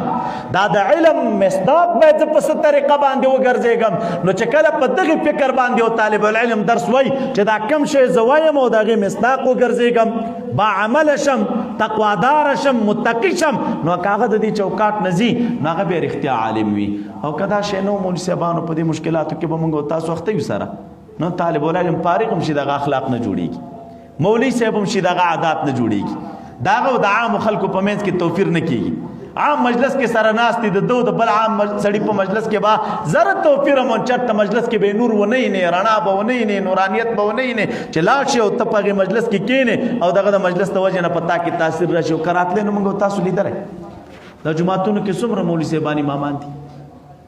د امامتونه څومره خلک کوي 10 کاله 12 کاله 10 کاله 15 کاله خلک امامتونه کوي او تاسو وګورئ دی او مولا په خله باندې چرته په مقتدی کې فرق راغی مرق شي دي مغه سبا او بیګا ورته لګیا دي ترجمه مرتقی تلاوتونه مرتقی درودونه مرتوي ختمونه مرتقی دغه رنګ چې د مولوي صاحبانو درس مرتقی هیڅ فرق نه راځي په یو مقتدی کې آخري انتها د امامت دا وی چې مولای د جماعت نه وشه ایو ملګری اوس موږ غوښوي مولا د دوه حالتونو نه خالی نه که امامت خپل پریدي نو خلکو چې وتښتیدل او که مقتدیانو جواب کوي چې وی شړ دا دغه دوه حالتونو نه خالی کېږي نه یا تښتیدل یا شړل شوی او 12 کاله او 10 کاله او 13 کاله او 40 کاله د کلی کې تیر کړي اټ زره انقلاب او ستا په خله باندې په دې کلی کې نه دی راغلی چې سره کمغه بيدینی پکې او مغه سي بيدینی ډیریږي او کمیږي نه وجه څه شی ده مولوي صاحب الفاظ دې زده کړي د الفاظو مولای صرف دومره چې خط تقریر کې او غاړې کشي سیبو خا الفاظ خلکو ته وای دا چې ستا د خلینه د الفاظ وزي او د سړی په زړه د اثر وکي دا چې ستا د خلینه الفاظ وزي او د سړی په باطن کې د بدلون راشي دا چې ستا د خلینه الفاظ وزي او د الفاظو د وتلو سره سم دس په یو انسان کې د انقلاب او بدلون راشي دا چې وکستا مجلس ته راغی او کېناست در سره او بیرته داسې پاسېده چې وی ویل چې زما په ژوند کې نور بدلون راغی زه به نور ګناه نه کوم بېکاره کارونه به نه کوم خدای تعالی ته به متوجه یم نیک اعمال به کومه دا په هغه صورت کې کېږي چې تا تنها الفاظ نه زده کړي د الفاظو سره سره تقوا هم درکې وي دینداري هم درکې وي داسې چوکاټ کې ستا روزنه شوي وي او کدا سی وی مولوي صاحبانو نو مونږ ډیر شکایتونه مونږ ته راځي چې خلک تللی کلی تا پاګه کلی کې چې دا وچ کا کل طالب العلم لاړ بے تقوا او وچ کا کل مولا لاړ بے تقوا نو تاسو په الله یقینو کوي کنه چې هغه امیانو شر دومره نوي پاګه کلی کې لکه څومره چې د بے تقوا طالب او د بے تقوا عالم شر په کلی کې خور وي لکه د جماعت سره بل دي کنه کتاب سرم بلدي قران سرم بلدي امیان خو دې شانو سره ډیر بلد نه د امیانو ډیر احترام د قران په ځړ کې پروت دي د مسجد هم احترام په ځړ کې پروت وي د عالم هم احترام په ځړ کې پروت دي تاسو امیانو ګوري څومره احترام د قران کریم کوي څومره احترام د علماو کوي څومره احترام د مساجدو کوي هغه په ځړ کې احترام پروت وي خو طالب العلم چې کله بیا عمل شي هغه ځړ کې به احترام نه وي او د احترام یو نمونه ده تاسو ګوري امیان چې کله جمعه ته راځي چې غي نسواره چې حالت بیرون نګني اوس خدا خبرې سره کمزوري کېږي ورځ په ورځ کنه خو چې کله امیان جمعه ته راځي اول ته بیرون نسوار کې دي بیا جمعه ته رانه نوځي ویل کدا نسوار خشې نه دي او زه چې دا جمعه ته نه باس بیرون یې او مولا صاحب چې نسوار واچي نو نسوار یا چولی به د جمعه د پول لاندې اچي نسوار چې واچي د جمعه د پول لاندې پراتی وي چې بیرته غورځي د جمعه د پول لاندې وي د پوزکی لاندې وي د قالین لاندې وي د پرش لاندې وي ته فکر وکا امی بیرون دی او ته چې د خلینو غورځي نو د پول لاندې غورځي ولی څومره توفیر دستاو د امی په درمیان کې او امیان غلط خبره بیرون نه کی راشي لکه جمعه کې ناستیو راځي چې د جمعه ته بیرون وځو مولا صاحب چې دروغ وای په جمعه کې وای مولا صاحب چې غیبت کی په جمعات کې کوي مولا صاحب چې بیکار خبره کوي په جمعات کې کوي دا وجه څه شي دا ځکه د جمعات سره مخه ډیره ده قران شریف په مخه تپروت غلط کار کوي کتاب مخه تپروت غلط کار کوي جمعات کې ناشته غلط کار کوي وجه څه شي دا دې بے تقوا دی مخه د مسجد او د کتاب سره ډیره ده هغه احترام د زړه نه د مسجد او د محراب او د غرنګ د کتاب او د قران وتلې دی د زړور دی زړور دا زړور تو په اساس باندې په ځای د دې چې د ځان ته ګټه را حاصله کړي د ګټې نه تاوان ډیریږي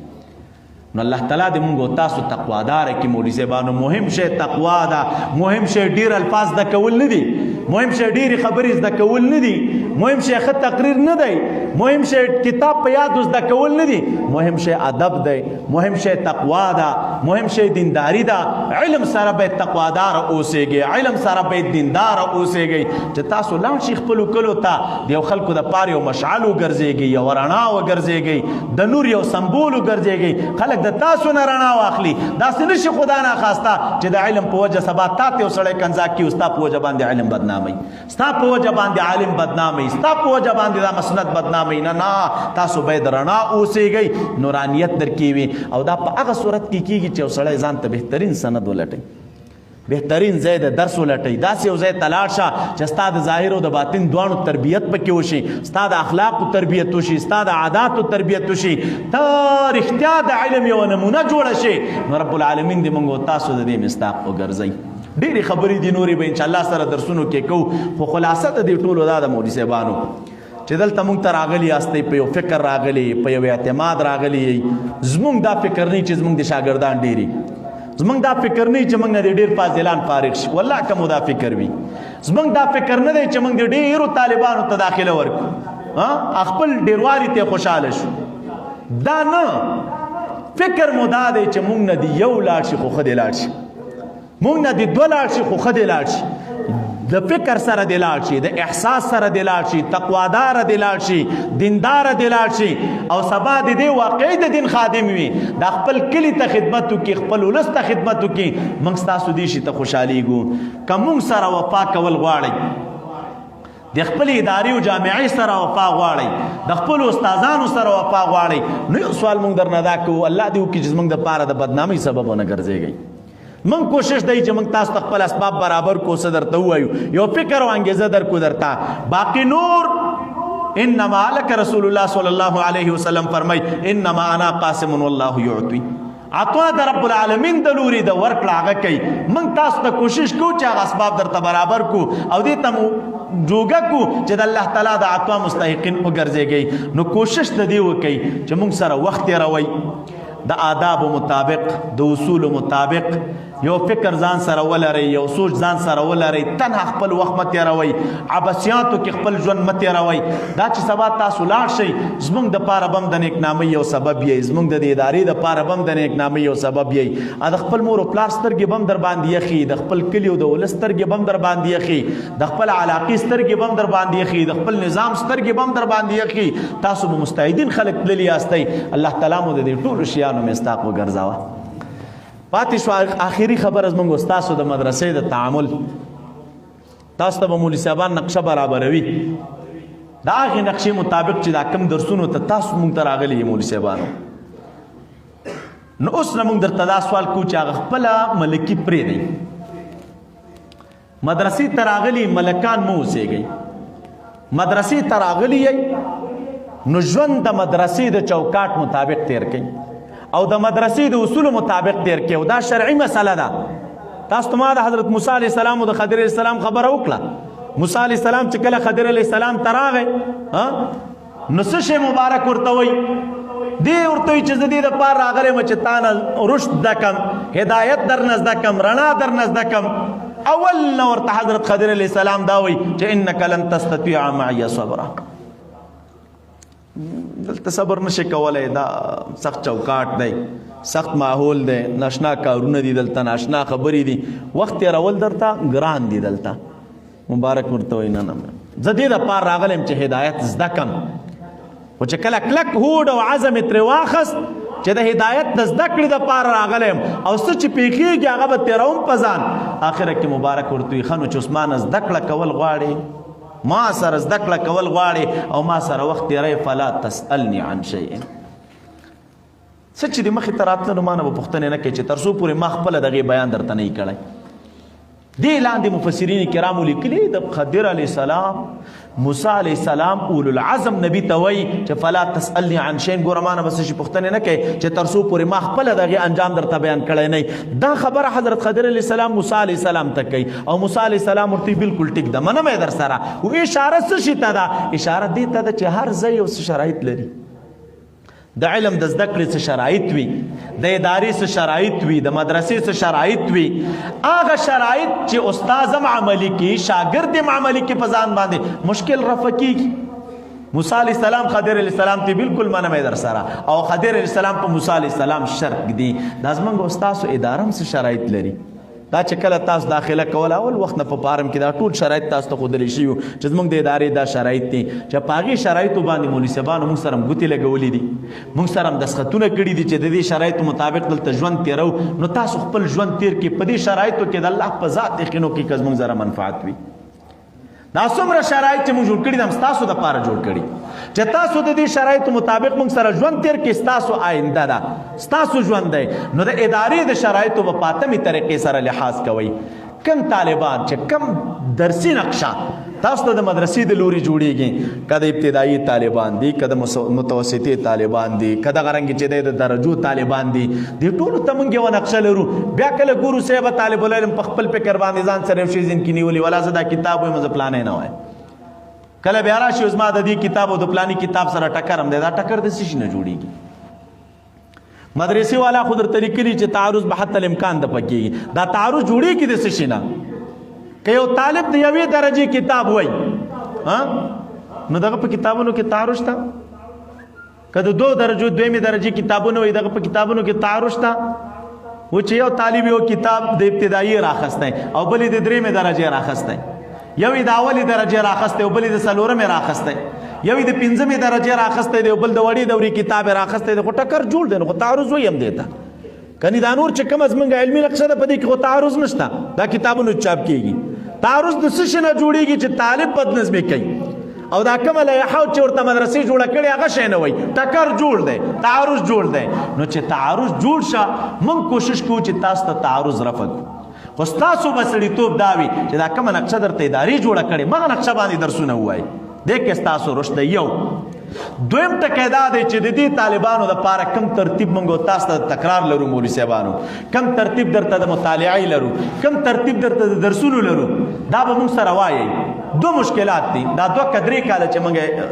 په دې خپله اداره کې وینو دا چې طالبان د عصري علومو ته ډېره په سپکه ګوري او یو عام عادي شی ورته ښکاره کېږي او بیخي سوچ نه وي ورسره هر کال چې موږ درس شروع کړو طالبانو ته چې و طالبه ګورل ته موږ درته د انګریزي استاد راوستلی د عربي استاد مو درته راوستلی موږ ته د ګټه نشته د انګریزي ته زده که ستا ګټه ده د عربي ته زده که ستا ګټه ده موږ ته منفعت نه لري دا چې دا طالبان څومره تشویق کو چې ګوره د عصري علوم زده که دا ستا آینده ده دا تا ته پکارېږي نو هغه زموږ د خبرو د وجې نه یو 4-5 ورځې یا نهایت تر اختره پورې ګرم وي بیا چې اختر راشي ګوري چې کلاس ته سر ښکاره کوي هم پکې نه 2 کم شو 3 کم شو یو را کمیږه ته به وایي چې دا زده کړې دوی زموږ دپاره کوي دا زده کړې ستاسو د ځان دپاره دي مولوي صاحبانو طالبانو تاسو چې کومې زده کړې کوئ دا قرآن و سنت زموږ او ستاسو مخې ته پروت دی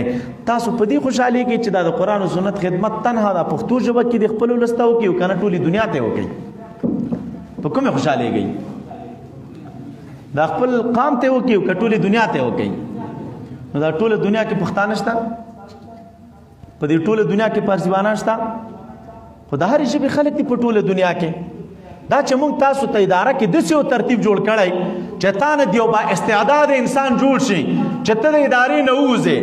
د خپل دین خدمت په پښتو کې مو کې که پښتون یې په پارسي ژبه کې مو کې که پارسیبان یې په پشۍ ژبه کې مو کې که پشۍ یې په ازبکي ژبه کې مو کې که ازبک یې عربي نړۍ ته هم خدمت وکړې په انګریزي ژبه کې هم دنیا ته خدمت وکړې او موږ داسې فکر درته لرو چې ته دغسې یو انسان د جامعې نه بیرون شې او ته صاحب بیا هم لټې کوي او کله په یو کونج ننوځه استاد دې په زوره راباسي چې راشه هلکه درس ته کښېنه بل کونج نه دې په زوره راولي چې راشه درس ته کښېنه خو ته د ځان دښمن یې دې کې خو زموږ کوم منفعت نشته دا ستاسو ګټه ده دا د ستاسو استادانو هلته ولاړو په انګریزي درته خبرې وکړلې تاسو رښتیا وایي خوښ مو شول که خوښ مو نه شول نو دا یې په خوب کې زده کړي که دی چېرته استاز نه زده کړي دي یا که د عربۍ کې د استادانو ورته خبرې وکړي دی خوب کې زده کړي که دی استاز نه زده کړي خو دوی درته زیار وکړو خو خیستلی موږ نن ستاسو مخې ته راوستلي دي دا کم ترتیب چې موږ درته جوړو په دې باندې چې دی هغه ترتیب تاسې ووایي تاسو نه به کامل خلک وځي د دې جامعې نه موږ ته به هم فخر او خدمت به مو کوي او که په دې فکر یاستئ چېرته چې موږ سبا امامت نیسو او داسې لوړ فکر ځان سره نه لرو چې موږ یو عالمي خدمت وکړو یا جهاني خدمت وکړو نو بیا د خدای خاطر وکړي چېرته بلې مدرسې ته لاړ شي زموږ د نورو طالبانو ځای مه نیسئ چې دا موږ اوس موږ داخلي پوره دي سبا وبېږه قسم په الله یقین وکړي پرون ماسپښین ما موبایل بند کړی او ماښام مې خلاص کړ د همدې د خاطر چې خلک زنګونه وایي چې یاره موږ درځو بچیان درلیږو موږ درځو موږ سره نور ګنجایش نشته چې موږ طالبان ځان سره دیره کړو. و چې ستا دپاره بل سړي مخه موږ نیسو ته موږ دلته ځان سره اوسولی او تا ته مداخله درکړې ده او تا دلته ځان سره اوسوو ته دومره جفا کوې د ځان سره هم کې موږ سره هم کې د یو بل مستعد طالب مخه دې م نیولې دغه ځای دې م ډکړی دی او سبا یو خوار زموږ د مدرسې نه وځي او په دې فکر چې چېرته زما جومات امامت به کومه خو دا ځان سره زیاتی کوې د ولس سره زیاتی کوې د خپل ملک سره زیاتی کوې د خپل نظام سره زیاتی کوې د خپل مور او پلار سره زیاتی کوې. نه داسې یو ترتیب باندې تاسې ووځئ چې په تاسو موږ هم فخر وکړو په تاسو خپل نظام فخر وکړي په تاسو د خپل ځای فخر وکړي خپل خلک در باندې فخر وکړي او دا انشاءالله که چېرته تاسو زموږ ترتیب خپل که داسې به واوسېږئ. یو شی که موږ تاسو ته د انګریزي ترتیب برابرو چې سره کم درته استادانو جوړ کړه طالبانو دا ووایئ دې ته په سپکه مه ګورئ. که درته د عربي ترتیب جوړو چې کم د لغت ترتیب دی او په درجو کې دی خو اسم دی د طالب خوښه وي او که نه یې پې موږ وایو او که نه وایي اوس نه ورته زموږ اجازه ده لاړ دي شي خو چې دا کوم عمومي ترتیب درته موږ لرو دلته بیا ځینې طالبان موږ لرو چې هغه طالبان ملکان دي. ملک طالب بیا څه شي ته وایي ملک طالب دې ته وایي چې اوس زموږ د استاد یو کتاب شروع کړی دی مدرسه کې دی لګیا دی درس کوي یا د انګریزي درس کوي یا د عربي درس کوي دې طالب العلم خبیث ته دا ټکی خوند نه ورکوي چې زه اوس دې ته استاد ته څنګه کښېنم زه تېنه درس وایم دا شی نفس نه مني چې ته نه اوس د انګریزي څنګه ووایم د نه اوس د عربي څنګه ووایم څه په کار دی ما ته نو مس کار ده چې دی دا داسې یو چا نه زه درس وایم چې سبا مې ورسره مخه نه شي دا سړی ځان ته استاز نه کم بیا دې ځای نه ځي کوم ځي ته رواني د انګریزي د زده کړې دپاره هم کورس کې داخله کوي او د عربي د زده کړې دپاره هم کورس کې داخله کوي. هغه د عربي کورس هم چې وایي د انګریزي کورس هم چې وایي نو خو ما خو ویلي د انګریزي کورس ته چې لاړ شئ نو هلته هم استاد راننوځي سګرېټ په لاس کې یا یې څکلی د سګرېټو بوی ترې نه ځي ږیره یې ضرب په مخ باندې نه پتلون یې درته اغوستی پتلون کړی د انګریزي استاد درته ولاړ دی مولوي صاحب ناست دی ورته کتاب وایي د انګریزي او بیا که د عربي کورس ته ننوځې نو د عربي په کورس کې هم الا ماشاءالله یو نیم به داسې وي چې هغه ښه خلک وي پکې نور د انګریزي عربي استاد هم درته راننوځي یا یې ګیره ماشین کړې ده او یا یې کله کړې ده وړه ګیره په مخ باندې لري مولوي صاحب فارغ ورته ناست دی هغه سړي باندې چې هغه پتلون یې په تن دی هغې باندې ورته ځان بدې نه ښکاري چې ما ته ولاړ دی لیکل راته کوي خو که په مدرسه کې موږ درته یو متدین استاد درولی دی د شریعت پابند هم درته درولی دی ستا نفس اوس دې ته نه واریږي چې زه دې استاد نو زه درس وایم نو ته سبا به زه د سره څنګه مخ کېږم هلته ځي هلته یې وایي 1000 روپۍ هم پرې ورکوي کرام تېروي 1 ګنټه مزل د یو طرف نه 1 ګنټه مزل د بل دا کارونه هم کوي 3 ګنټې ته ضایع کوي یا 4 ګنټې دا شیان هم کوي هلته چې هغه استاد څوک دی نو هغه سره خو هم بس مخه دی ده په هغې درته ځان بدې نه ښکاري او که په مدرسه کې د ادارې د طرف نه موږ درته یو باعمل او باشریت استاد مقرر کړی په دې درته ځان بدې ښکاره کېږي نو اوس نه درته وایي که کوم طالبان دا اراده لري چې موږ به د انګریزي درس ته ځو بل ځای کې وایو طالبان اوس نه لاړ شي زموږ درته اجازت دی پول هر ځای ته چې ځي کورسونه خپل وایي وایي داسې موږ هېڅ چا ته هم اجازه نه ورکوو چې موږ د دلته کورس د انګریزي ولرو په مدرسه کې او درس د عربي دی ولرو او طالب العلم د کتاب بیا په تخر کې نیولی چې زه کورس ته ځم ولې مشکل څه شی دی ولې خوند نه درکوي درته نو درس ورته دې دپاره وي چې زما د نفس تزکیه وشي او زه ښه سړی شم او زه سبا تا ته د مدرسې په عنوان او د مدرسې په ادرس ځان په دې ښکاره کېږي ولته درته ځان په دې نه ښکاره کېږي هېڅ یو طالب ته زموږ د دې اجازه نشته دی چې دې ځای نه روان دی او نورو ځای که دلته یو نیمګړتیا او ستاسو خواهش نه پوره کېده علمي ذوق نو خو ادارې سره شریک کې موږ به کوشش درته وکړو چېرته پوره یې کړو او که چېرته بیا هم نه پوره کېده بیا موږ درته اجازه درکړو چې طالبه ته لاړ شه په ښه اجازه هم ده درته لاړ شه خپل درس ووایه او چې دلته یو ترتیب روان وي صاحب او دې ځای نه تا کتاب تخر کې نیولی دی که موږ درته هلته وایو چې 50 روپۍ دي استاد ته راکړه درته 50 نه ورکوي هلته 500 ورکوي او هلته 1000 ورکوي او 3 ساعته مزل هم پسې کوي باران او یخنۍ کې هم روانې او ګرمۍ کې هم روانې دلته درته صرف ځان په دې بدې ښکاري چې والله اوس د مدرسې د استاد نه درس سره کم وایم او هلته په ګیرخریلي درته ځان بدې نه ښکاره کېږي خو دې نه معلومېږي ته طالب د دین نه طالب د حق نه چې کومه لایحه درته موږ جوړه کړې ده د درس په پابندۍ باندې به یې وایي وی وایي زمونږ درته امر دی چې وی وایي او دا په درجو والا باندې خو اسیم وایو د انګریزي لایحه هم درته جوړه کړې دی وی وایي د عربي لایحه درته جوړو دا ووایي دلته هغه خلکو بل شی نه دي راوړي دوی مغل ته ویلي دا دلته چېرته کوم شی درس کېږي هلته درته هم دغه شی وایي بل شی درته نه وایي خو صرف دا چې تکلیف په ځان زیات تېروي روپۍ دي ډېرې دي د چکر خواهشې لاره کې چېرته لاړ یا د ښځو سترګې پرېوتلې یا د بازار سیل درته خوند درکړي نو خو بېله کیسه ده او که نه د زده کړې په فکر کې دا ترتیبونه ټول درته موږ لرو دلته به د موږ مطابق د ترتیب مطابق خپل درسي ماحول مخې ته وړئ امید دی چې رب العالمین به درته ډېر خیرونه پکې واچوي او باقي چې نوره کومه نقشه ده د مدرسې د استادانو د تعامل په باره کې د خبرو په باره کې د استادانو درسي ترتیب او د ماحول په باره کې نو هغه درته موږ جوړو دا د تیر کال یو مشکل موږ سره دلته پیښو په مدرسه کې دا د رسمیت ټکي د کال په منځ کې راغلل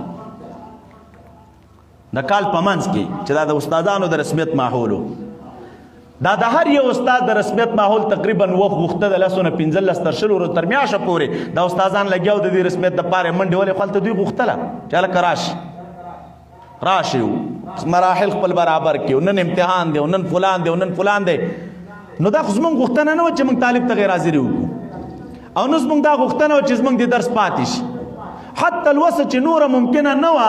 تاسو په رب یقینو کې موږ نور استادان ولیږل دوی کار راخلاص کړو هغوی نه بغیر ممکنه نه ما خپل د رسمیت ماحول په روژه کې په نشتم باندې راخلاص د دې دپاره چې درس په ماحول کې زموږ طالبانو ته غیر حاضري را نشي او پاتې نشي نو حتی الوسه چې زموږ کوم کوشش و هغه درته موږ کړی او که بیا یو مشکل پیښو په اداره کې و یا د مشرتابه د خوا نه و یا د نظام د خوا نه و یا د استاد غوښتنه وه یا د استادانو منډه والته کومه ورځ نیمه غیر حاضري راغله او دلته بعضې ګورم چې غیم صاحب پوزې پړڅولي دي چې والا تېر کال خو زما په درس کې غیر حاضري راغلی وه کتاب پاتې شوی و صاحب کتاب غیر حاضر و پلانو نو دا چې کوم مشکل یو استاد که د خپلې مستۍ نه درته غیر حاضري کښي خو بېله ده هغه موږ سره شریکوئ چې یو نور مشکل درته جوړ مشکل یا قصه وه بغیر د دې نه کېدله نه نو خو بیا تاسو په سترګو باندې وینئ هغه شیان به نور انشاءالله سره نه وي حتی الوسه موږ کوشش کړی چې موږ خپل کارونه درته په چوټیانو کې راغونډ کړو د حفظ استادان دي د یو په ځای مو درته څلور کړل دا نیمګړتیا موږ لیدله موږ به د خپلو دوستانو اخلاص ته کتل په رب یقینو کې هغه ډېر معززین زموږ طالبان لا راغلي نه دي هغه ملکان طالبان دا به سبا راځي صاحب بله ورځ به راځي دوی به خالي ورځې ته ځان را رسوي درس ته دا چې کوم زموږ زاړه وو هغوی به لا خالي ورځې ته ځان را دا چې کوم بیا زموږ دوستان وي او دا رابطې به یې کولې چې دا داخل کې دا داخل کې نو موږ به خو ورته ویل چې ور ګنجایش نه لرو یو استاد ته مو 40 کېنولي 50 مو کېنولي نو ته خپله په دې پوهېږي چې استاد د 500 حافظانو تربیت سره کم وکړي او د 500 حافظانو روزنه سره کم وکړي سوال به مو ورته وکړه بیا هم نه چې بس دلته راته داخل کړه موږ سره هم دغسې اسباب نه و ګنجایش نه و چې موږ د خپلو استادانو معاشونه مو ورته ورکړي وي ترتیب مو کړی وی الله دې زموږ استاسو دا نظام مستحکم لري چې هغه مشکلات یې زموږ رفع کړل دغه د یو په ځای مو درته 4 استادان د حفظ برابر کړي د تجوید استادان مشته دی دغه چې کومې نیمګړتیاوې وي زموږ په فکر باندې هغه درته موږ ټولې پوره کړي دي انشاءالله آینده دپاره به داسې یو ټکی نه وي چې دغه خوب پلاني ځای کې شته دی او دلته نشته حتی الوسه کوشش کوو چې موږ کومه بله نیمګړتیا لرو هغه نیمګړتیا هم درته پوره کړو د دې دپاره چې تاسو زموږ د ادارې نه وځي او زموږ د مدرسې نه وځي او معیاري خلک یې په اخلاقو سنبال یې په علم سنبال یې په ذکاوت سنبال یې په تقوا سنبال یې بس د هر شي سمبول او نمونه یې دا ترتیب درته موږ جوړو الله تعالی دې وکړي چې زموږ ستاسو دا ترتیب په خیر سره اتمام ته ورسیږي درود شریف ټول په شوق سره ووایي او رب العالمین دې زموږ ستاسو ها نو دا ترتیبونه درته مخې ته یو خبره بل درته کوم یو ټکی بل درته وایم دا اوس اخره کې رایات شي دا موږ ته چې طالبان راځي دا خو د ډېرو پاټکونو نه بعد راځي که نه تاسو ته خپل ژوند معلوم دی چې موږ ته سره کم را رسېدلي یئ دا چې څوک راغلي دي موږ ته چې ته سره کم را رسېدلي یئ هغه تاسو ته خپل ژوند معلوم دی د کور پاټک د کلي پاټک د ملا پاټک مور کوی سره داسې یو پاټک نه دی چې په هغې موږ ته طالب نه را تېرېږي او زموږ تر مدرسې را رسېږي بیا دا تبلیغات د خلکو صاحب او دا ګنګوسې د خلکو والا پلان دی والا پلان دی والا پلان دی والا پلان دی دا قسم سره کوي خو چې د هغې باوجود بیا هم یو طالب العلم موږ ته راشي خو موږ سره خو ستاسو هغه د راتګ او د احساساتو قدرداني شته موږ په دې پوهېږو چې تاسو موږ ته څومره په تکالیفو را رسېدلي یئ ستاسو د راتګ ارزښت او ستاسو د راتګ قدرداني د رب العالمین په ذات یقین وکړي مولوي صاحبانو چې موږ زړه کې ډېره لرو هغه چې هغه موږ کوم اخلاص دی درته په زړه کې او بالخصوص د ټولو استادانو بالخصوص زما نو چې هغه زه څه غواړم نو تاسې صرف دومره دعا راته وکړي چې رب العالمین هغه زما غوښتنې ستاسو په حق کې پوره کړي د الله په ذات یقینو کې چې کومې غوښتنې هغه ستاسو په باب لرو ستاسو په باب باندې والله که دومره غوښتنې ما د خپل ځان په باب باندې لرلي چې کومه څومره غوښتنې زه د طالب العلمانو په باب باندې لرو هغه ټول شیان درته لرو خو بیا هم نو بس وکړو دنیا ده نو بس تبلیغات او یو نوم او بل نوم او فلان او فلان او فلان او فلان دا قسې میسې سره خلک کوي دا تبلیغات او لوبې سره خلک طالبان ته وایي راته وایي دا ډېرې کیسې وشولې څه کال یوه نوې ګنګوسه خوره وه دا طالبانو به ځای په ځای نه یو بل موږ سره رابطې کولې د مدرسې ته مزې وي د دوی سند نه چلېږي یو نوې ټپه پکې د څه کال دغه وه چې د دوی د دورې سند نه چلېږي مدرسې ته مزې نو بیا هم طبیعت خراب شو چې و انصافدارو هلته څوک د محکمه کې ناست و چې زموږ سند یې رارد که او زموږ سند قبول نه شه چا قبول نه که یو ټکی ورته زه ووایم زموږ مدرسه رسمي ده زموږ مدرسه الحمدلله رسمي ده د نظام سره رسمي ده او همدې نظام راته رسمي کړی چې کومه مدرسه یو نظام رسمي کړي د هغې مدرسې سند چلیږي که نه چلیږي چې کومه مدرسه نظام رسمي کړي د هغې سند چلیږي که نه چلیږي که زموږ سند ته اعتبار نه ورکولی رسمي کولی راته ولې خو چې رسمي کړی ده راته خو سند مو معتبر دی هغوی ته خو ځکه راته رسمي کړه یو او دویم ټکی دا دی مولوي صاحبانو موږ نه پروس دا 2-3 کاله چې موږ نه ګوره دا د امارت دا ترتیب هم لا نه و موږ پروسه کال زموږ طالبان لاړل فارغان شوي هلته امتحان ورکړی دی د لویې دورې طالبانو امتحان ورکړی نو دا چې دا کوم طالبان زموږ د لویې دورو هلته تللي په حال کې ناست نو کوم طالب کې چا د لاس نه نیولې چې ته د پلاني مدرسې نه فارغ یې دلته ستا امتحان ته ضرورت نشته وایي څوک هم دروازې نه دی راغلی او بالکل مشران دی الله زموږ آباد لري خدای دوی په عمرونو کې برکت واچوي دلته راغلي دي تېر امتحان د امتحان په صحنه کې خو تاسو دلته ناست وي زموږ خپله زموږ د کابل د معارف رئیس راغی زموږ طالبان یې وکتل موږ یې تقدیر کړو کله چې دا هیئت راغی او بیرته ته دا د رسمیت په باب باندې او دوی د خپلې لیکنې سر راغونډې کړې وې نو هغه لیکنه چې کومه ما وکتله نو دا هیئت لیکنه بیرته زموږ د مدرسې په باب څه شی وه الله دې ورته اجر ورکړي چې هر چا لیکلې وه دا هیئت لیکنه دا وه چې موږ وګرځېدلو په ټولو بګرامې ولسوالۍ کې د کیفیت او د کمیت په اعتبار باندې دغسې مدرسه موږ بله ونه لیدله دا د هیئت لیکنه وه چې آبادي هم خوندوره ده طالبان هم ډېر دي او طالبان هم باکیفه دي بیا د هغې نه بعد موږ ته زموږ د مدرسې رسمیت راغلی او بیا د هغې نه وروسته دا خو هغه ځینو طالبانو امتحان ورکړی عمومي کوم امتحان چې مو لرو ده دغه دا مولوي صاحبان چې دا دلته تاسو وینئ دا تاسو یې خبرې واورېدلې دوی تللي دي زموږ د مدرسې په سند د همدې مدرسې سندونه یې ځان سره وړي د مدرسې په سند باندې زموږ د مدرسې استادان بیرته مقرر شوي په همدې سندونه امتحان ورکړی دی او کامیاب شوي دي او بیرته راغلي دلته زموږ د مدرسې استادان دي نو که چېرته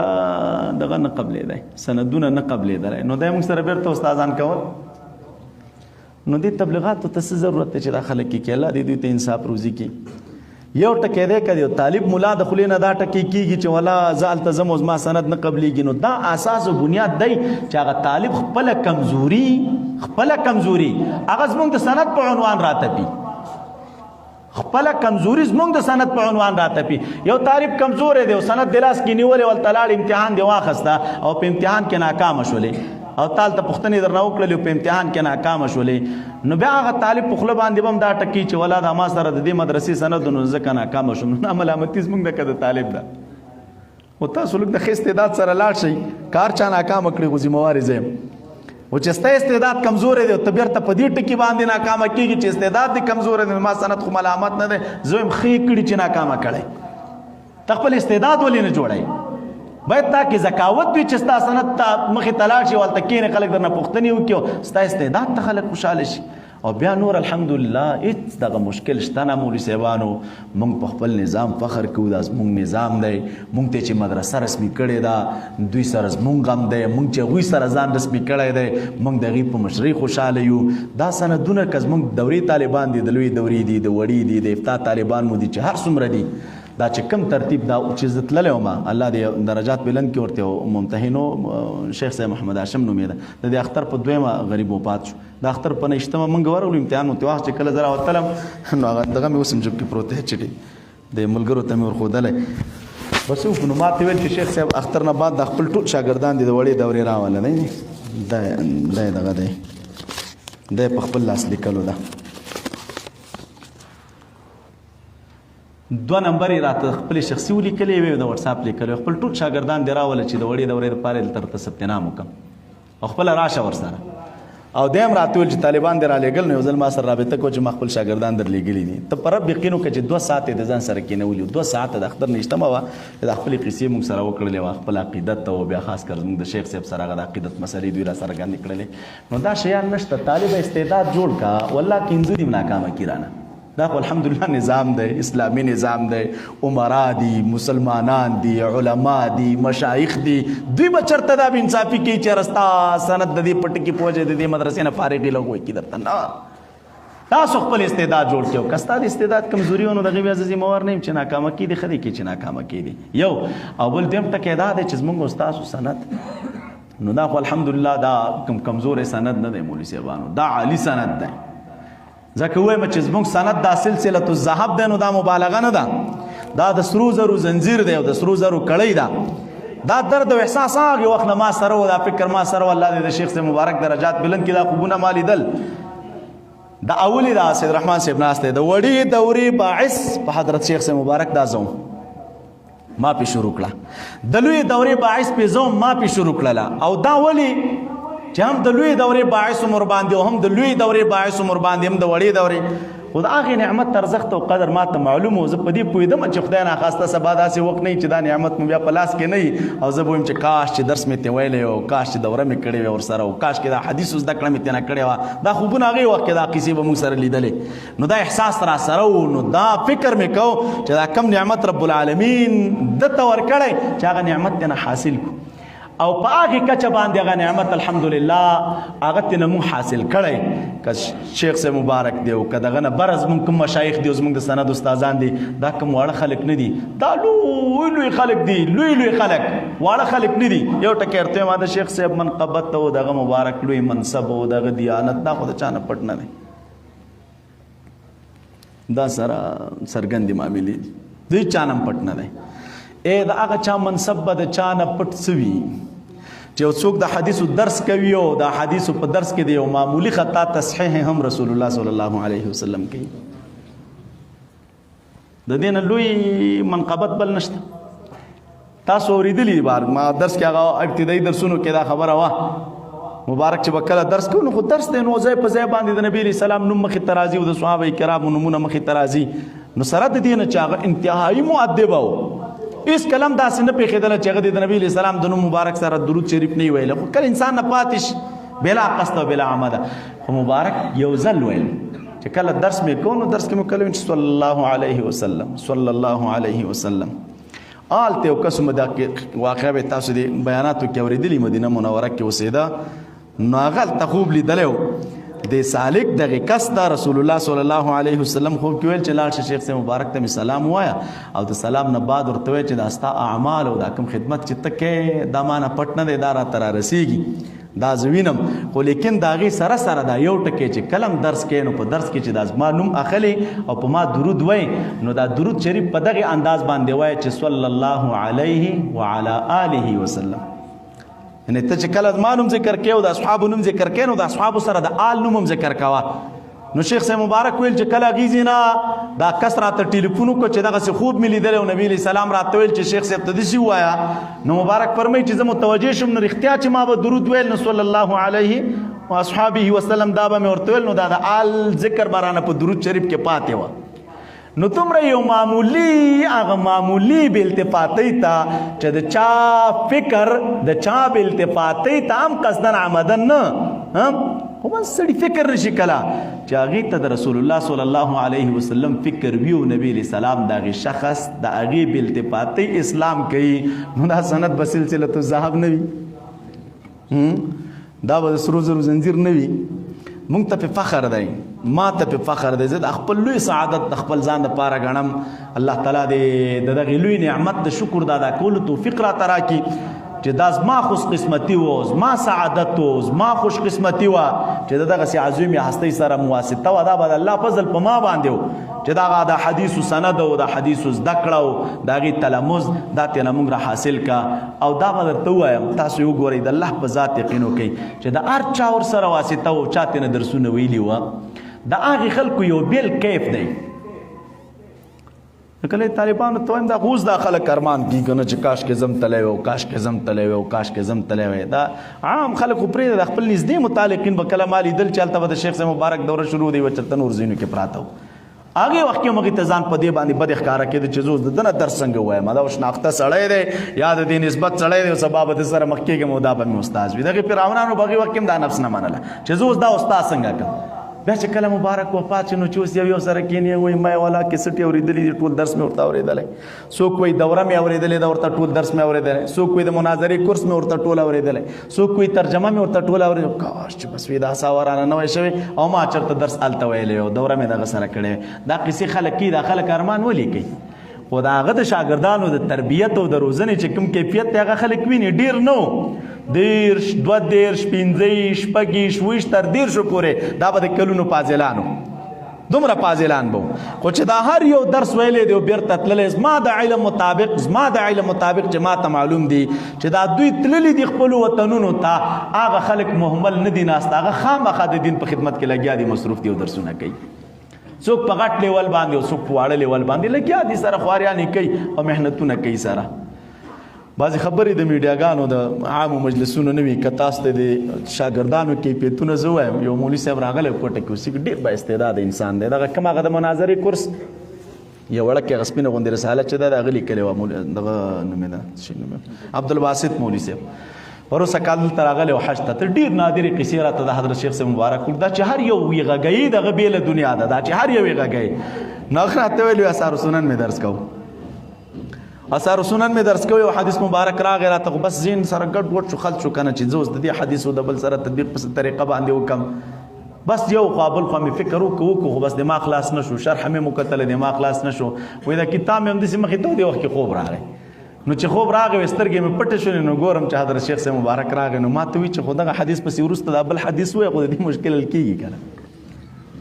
دا کوم حدیث چې ته وایې پسې دا بل ووایه نو بس هغه مشکل حل دی. د دواړو په منځ کې سره تطبیق شته. وایي سترګې مې راوغړولې پاڼه مې راواړوله خبله هماغسې وه چې دا کوم سره ته حضرت شیخ صاحب مبارک ویل. نو دغه منصبت او منقبت و چې دا چا ورسره درسونه ویلي وو، د چا ورسره تلمذ او د شاګردۍ نسبت و، بس دا یو د الله عطوا وه او د رب العالمین یو فضل و چې بس په چا باندې کړی و. ذلک فضل الله یؤتیه من یشاء. نو زه پې ډېر راضي یم او زور باندې ډېر خوشحاله یم. او طالبانو دا هم درته وایم دا چا چې بیا موږ سره دلته درسونه ویلي دي زه خپل سند ته پسپکه نه ګورم، تاسو هم د خپل سند ته پسپکه مه ګورئ. د رب په ذات یقین وکړي که د خپل سند احترام مو په زړه کې پروت و خدای تعالی مو عبث نه پرېږدي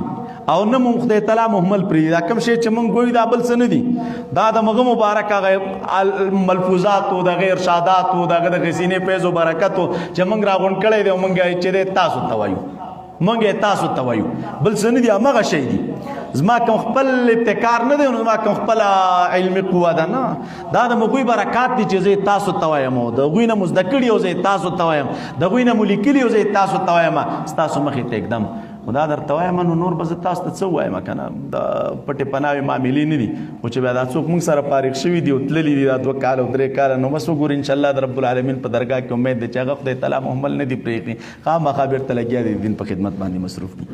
دا زما کمال نه دی، دا هغه د شیخ صاحب د نسبت کمال دی او دا د دغې سند کمال دی. نو سند کمزوری سند نه دی، که یو څوک یې نه مني خو نه دي مني. نو یو سړی وایي چې لمر هم نشته خو نو لمر شته که نشته خو د بدیهیاتو نه انکار دی. که یو څوک وایي چې دا کمزوری سند دی نو کمزوری سند نه دی، دا چې چا باندې زموږ سند ورګډېږي د دې ځای نه واخله تر بره پورې او تر لوړه پورې. بیا که د حضرت شیخ صاحب استادان دي، شیخ ادریس صاحب، دغه قبولیت هم تاسو ته معلوم دی چې دا په سوونو شاګردان کال په کال په زرګونو ته فارغېږي. زموږ په دغې سند د احادیثو کې د حضرت شیخ صاحب یو بل استاد دی روح الامین شیخ صاحب، فکر کوم وفات شوی کا وفات الله دې درجات بلند کې ورته هم سواړه خلک نو تاسو به دا خبرم د حضرت شیخ سے مبارک اوریدلی دی ابو داود شریف موتری ویلي فکر کوم وای یو وخت راوتلو وای ما درس ویلي درس کې ما ته نه پوښتنه وکړله دا کیسه به شاید تاسو ډېر اورېدلې دي بیانونو کې حضرت شیخ صاحب مبارک مبار بار کولې ما ته نه پوښتنه وکړه ورته مې ویل چې شیخ صاحب دا کتابونو ځینو کې راځي او ځینو صوفیه کرام وایي چې په ویښه باندې رسول الله صلی الله علیه وسلم لیدی شي او د نبي علیه السلام په ویښه باندې رؤیت ممکن دی ممکن نه چې بلکې واقع دی خلکو لیدلی نو دا مسله څنګه ده د نبي علیه السلام په ویښه باندې د لیدو مسله نو شیخ صاحب مبارک وایي ما ته ویل چې پېښور ملا بس ته روغتې داسې پوښتنې کوي ورته وایي چې درس تمام شي نو بیا هلته راشه بیا به دې پوک د درس ته تمامېدو نه بعد مبارک فرموي چې کله درس نه راووتلو سره بیرون روانو دا کومه مدرسه کې چې موږ درس ویلې نو د سره په دې لار روانم یو ځای ته د مدرسې په صحن کې یو ځای ته ورسېدلو وایي ما ته ویلې چې پېښور ملا دغه ځای ویني ما ورته ویل چې آو وایي چې په دغې ځای کې چې دا کوم ځای طرف ته د مبارک اشاره کولې چې په دغې ځای کې په کراتو مراتو باندې ما خپله په ویښه باندې رسول الله صلی الله علیه وسلم لیدلی دی نو زه به د دې مسلې نه څه انکار وکړم ما خپل لیدلی دی په دې ځای کې په ویښه باندې په کراتو مراتو نو زه به ترې انکار څه وکړم نو چې د یو چا په سند کې دغسې خلک وي چې په خوب خو لا پرېږده چې په ویښه باندې د رسول الله صلی الله علیه وسلم دیدار کې او د هغې سره ملاقاتونه وي او د نبی علیه السلام رؤیت وي نو دا سند وړوکی کمزوری سند نه دی شرط دا دی تاسو خپل استعدادونه قوي کړي مولوي صاحبانو که تاسو کمزوري خپله کمزوري په موږ مه راتپئ او نور نو انشاءالله دا درته زه وعده در کومه چې په کوم مقصد راوتلي او خپل درسونه وایي نو کمزوري به پاتې کېږي نه د علم د نور او د معرفت یوه حصه دا به درته رب العالمین خامخا درکوي نو یو دوست او ملګری راغلی دی هغه به راته خیره کینات وي بیا به انشاءالله اختتامي دعا کوو درود شریف وي اللهم صل علی سیدنا محمد وعلى آل سیدنا کما صلیت علی سیدنا ابراهیم وعلى آل سیدنا ابراهیم انک حمید